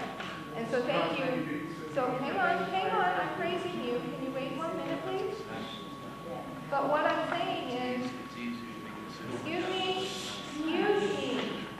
I'm praising you for one thing, but I've been criticized for something else. Now come on. I'm trying to say thank you for sticking it through and listening. Because sometimes it's not what you want to hear. And we've obviously seen the ones that don't want to stick it through, they've already left. So just be patient with us, and I thank you for that. I'm trying to take up a little bit of time and be nice to you folks, but if you want to be rude back to me, I'll be done. Sorry, I thought it was going to go good.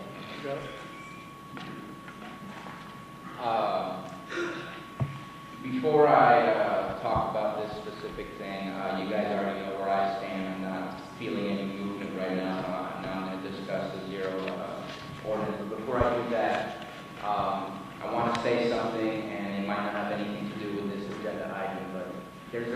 reason why we have this problem in this town, in my opinion, doesn't have to be a fact, but to me is people decide to take opportunity by the horns. And I don't feel that we have, in the last 20 years, I don't know, taken the time to create the opportunity so people can have those opportunities to find the life that they are looking for, to reach for the dream that they are looking for, and to be able to live the way they want to. Unfortunately, that decision is to do something that we do not want and we want to get rid of, which means that it has a chance that it will hurt their livelihood, which we don't have a choice. We have to do that. When we leave this room, no matter what decision we make, we need to really, really push to create those opportunities, because now we're going to take away something that they decided to create on their own because we didn't create it for them. And I don't say we, I'm just meaning past history, us right now. More than ever, it will be important for us to create those opportunities. So now, to this ordinance. I don't feel that we're taking away their livelihood or the medicine, but maybe you're right, there was an opportunity that got handled, and that's what's going to be taken away. In my opinion, it's not their medicine and it's not their livelihood. It shouldn't be in place, because even if anyone was using the ordinance that we have put in place, it wasn't for their livelihood. It shouldn't be.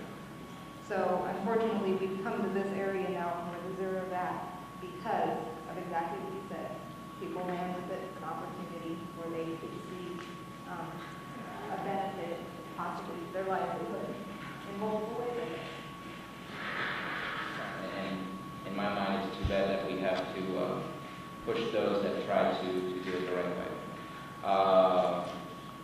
So to this, I'm looking at section 10-8.050. I'm personally a little concerned about that. Page 6. Concerned about that section of a order to be able to order a summary abatement of the nuisance.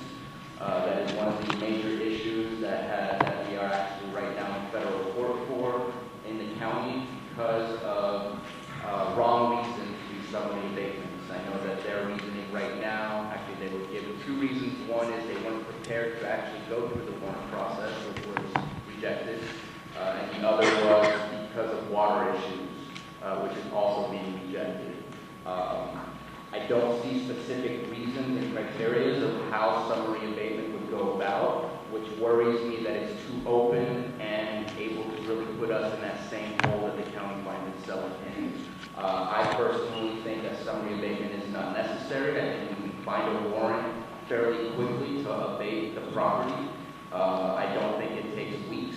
I think it should take no less than a day, if not one full day, to get a warrant to go on a property and abate it.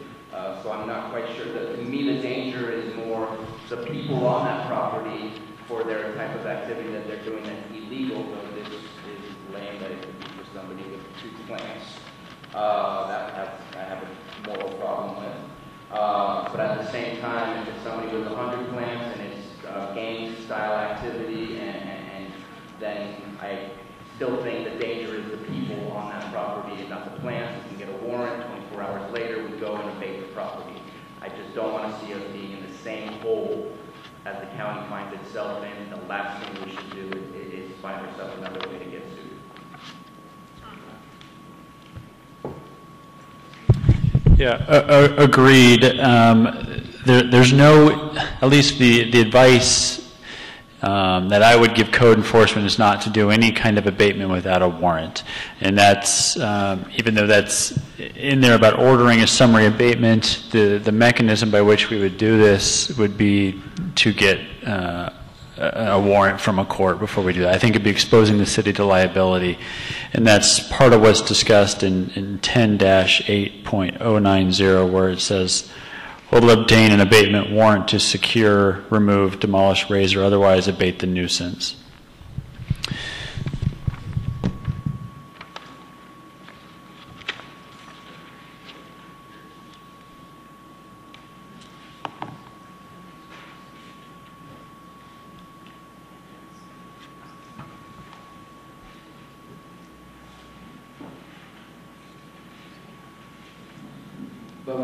is the A, 10-A.050A, if there finds an immediate threat or danger exists to the health, safety, or welfare of the occupants of the public, that they may order a summary abatement of the nuisance. That sounds to me like that's a warrantless abatement. Am I incorrect in my seeing what I'm reading? I agree that that's an interpretation that a reasonable person can have of that. That would not be the advice of how we would advise code enforcement. If you want to modify that to eliminate Section 8, we certainly can do that. But I think we're hearing direction from the council on that, and if the council's direction is not to issue any summary abatement without an issuance of a warrant, I think that's something the staff would certainly follow. I would feel more comfortable with warrants being asked for prior to doing any kind of abatements on anybody's property. That's just my personal opinion.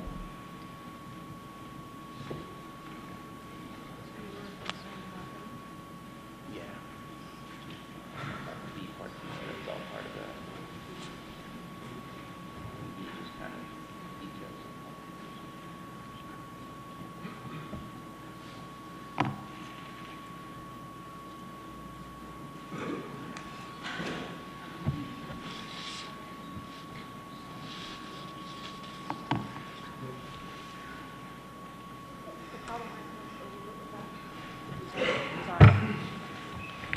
I definitely don't want to violate anybody's property rights or whatever, but what I'm having an issue with there is if, say there's a child or another reason that someone's in there checking on things and they find a problem, they need to be able to immediately take that child to or remove the instance based on a day.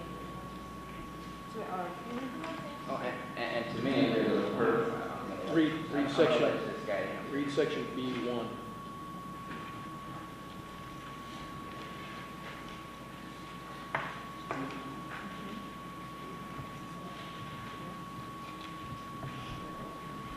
And I read section B1 and I'm still uncomfortable without the warrant. If there's a child there's a problem, we can go in there with CPS and deal with that and save the child's life. But to have to abate someone's property without a proper warrant, to me, still opens us up.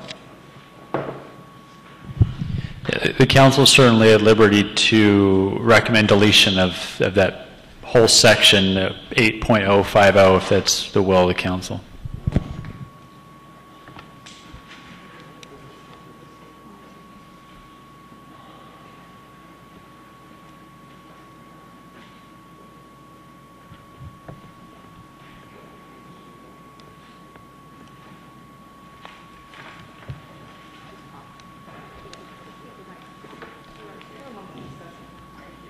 My recommendation is, with any new law or ordinance, there's been training in its enforcement.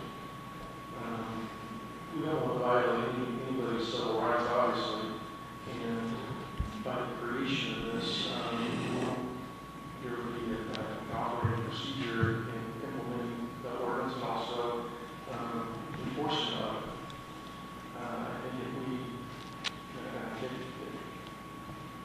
as department heads, staff, give direction to their supporters that that's the direction, and I think the ordinance is whole.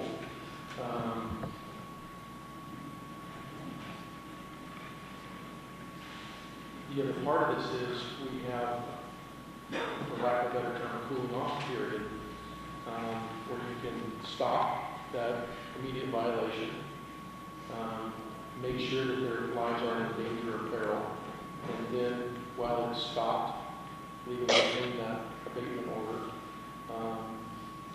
while protecting the safety of those that are on the property and involved. That's also a procedure following criminal warrant services.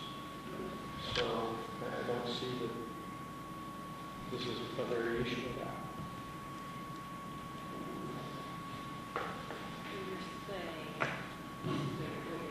That should we need a rise to summarily abate a nuisance, then we could still ask for the back up the choice to make. That's correct. Once the situation stagnant. Okay, if everybody's here, the immediate danger is maybe not mitigated, but the threat has been stopped, and time is allowed for that warrant to be obtained, and I believe that's what section E1 is for. That's how I read it.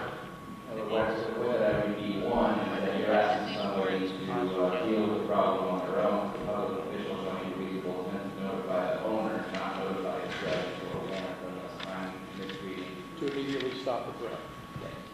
At that point, you don't need a warrant, somebody complies with what you're asking for. Exactly. But to ask for the threat to go away and to actually abate the threat itself, to me, are two different things.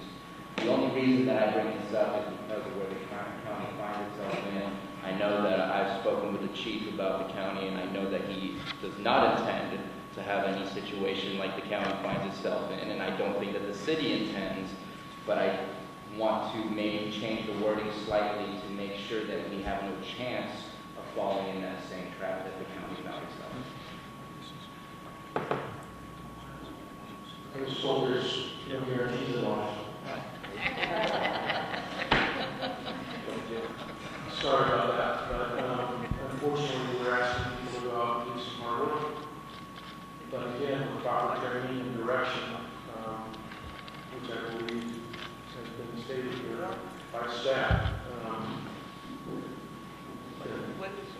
we're making an issue out of nothing. That's just my opinion. Because there be verbiage added here that indicates that we will make a call with an for a warrant or something like that. That's in the second section. So this isn't instead of a warrant, this is if the situation arises where something, you cannot wait for a warrant, something has to be done. It's for just what the section reads, the immediate threat to public health or safety. But we would still then go forward and follow the rest of the procedure, which is get the warrant, make the Of course, because that would be the proper procedure. So it's not like the buck stops there. Right. And then we don't have to do the rest because we made a summary decision. But I get what you're saying. Please clarify that when you state the nuisance, that what we're talking about here as a nuisance would be the grow. No. What I'm saying is if we have a hazardous situation, be it hazardous chemicals, flammable chemicals, perhaps even some of the things that Chief Cepeda brought in our last discussion on this topic, we, not as council members, but through our direction to staff, and this in this section are authorizing them to stop that threat, to remove the people that are in danger, and then move forward with the rest of the process. So you're removing the immediate threat to public safety. I don't see plants in here, but it may be just a part of that process. A code enforcement issue. Poses the danger, basically, what you have to look at. Whatever poses the danger, whether it's chemicals going into the water that makes it become flammable, guns, dogs, and danger would have to be secured, and then they would get a warrant to do that. Everybody here.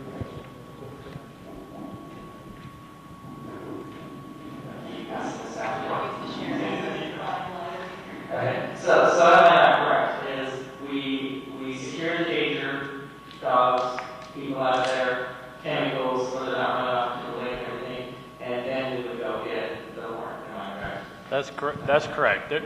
The eradication would not take place without a warrant.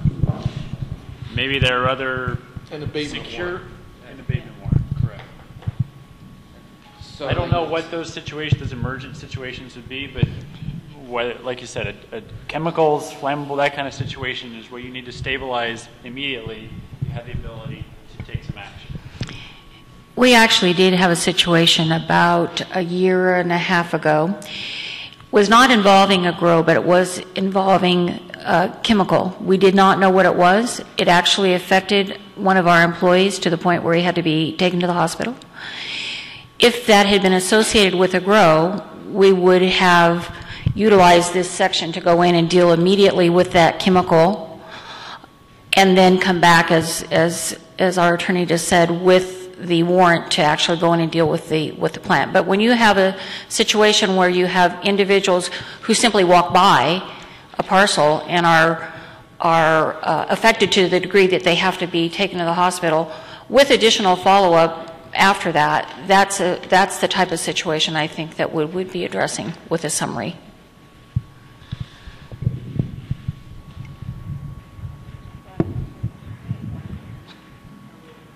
And I'm still going to beat this down a little bit. I guess my confusion is that we use abatement of the nuisance in multiple things, because we're being told here that they need a warrant if the property owner, leasing, or other responsible party fails to abate the nuisance within the time specified by the city council or the public official and is not granted a time extension. The public official, upon authorization of the department head, shall obtain an abatement warrant to secure, remove, demolish, raise, or otherwise abate the nuisance at the expense of the owner. Still, that never says plant there.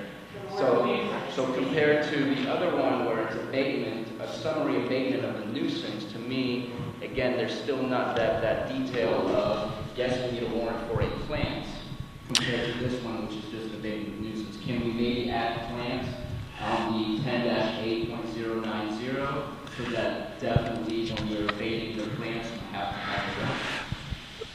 That would be fine. I think maybe a cleaner thing to do is back in 8.050, after we say may order a summary abatement of the nuisance, we could say such nuisance shall not include the eradication of plants. That's perfect for me.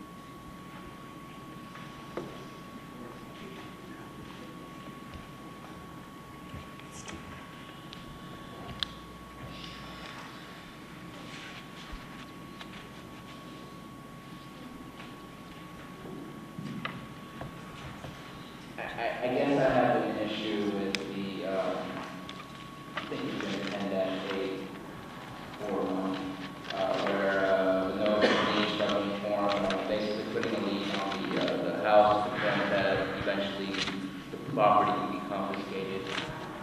Morally, I have issues with somebody growing a minimal of plants to have their home taken away from them.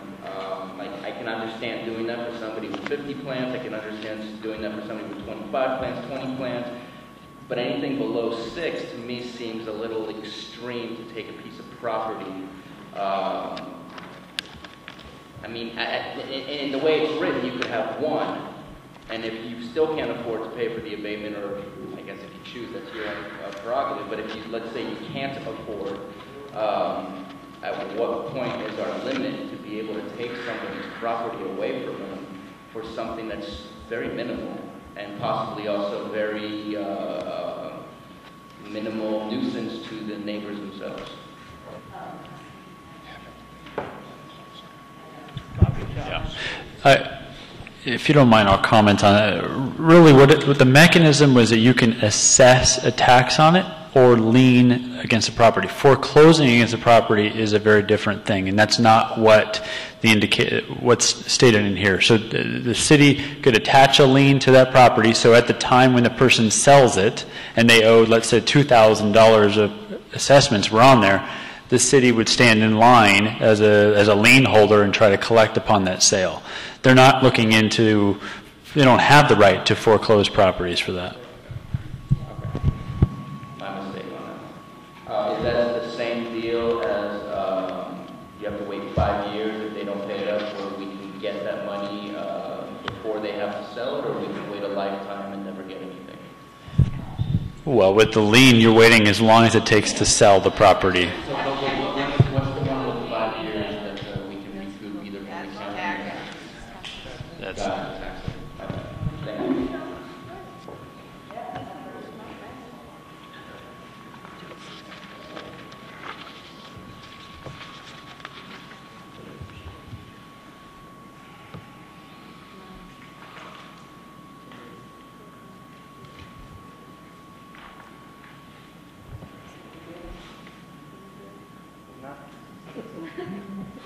I don't think I'm ever gonna like this one. And so that's. No, those were my major issues, other than not wanting a zero growth. And obviously, I am not able to change my. That's the way it is. Well, thanks everyone for all the work you're doing, you've been doing. I know I'm super tired right now. I've been listening for a week trying to decide what to do here and what we do the best thing. I take these kind of decisions where I really do feel that we're making the best choice for Clearlake right now.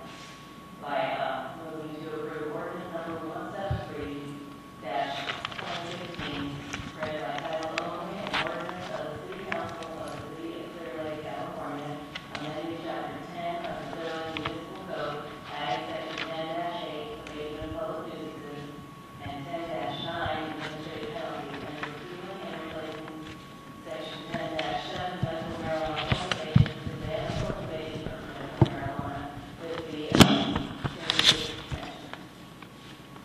I will second. Roll call vote. Mostly needed the first reading for the title.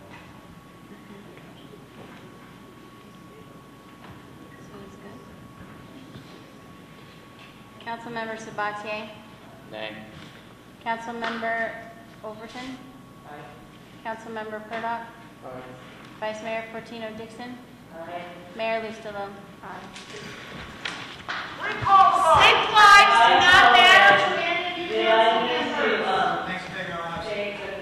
You're creating more criminals.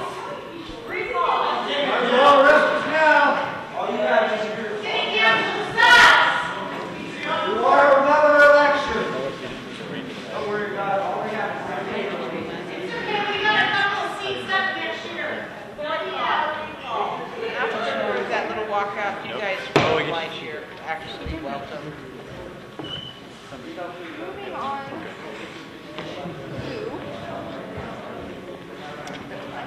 You guys have missed the bus. I understood that was part of the motion, that it would be brought back for a second reading.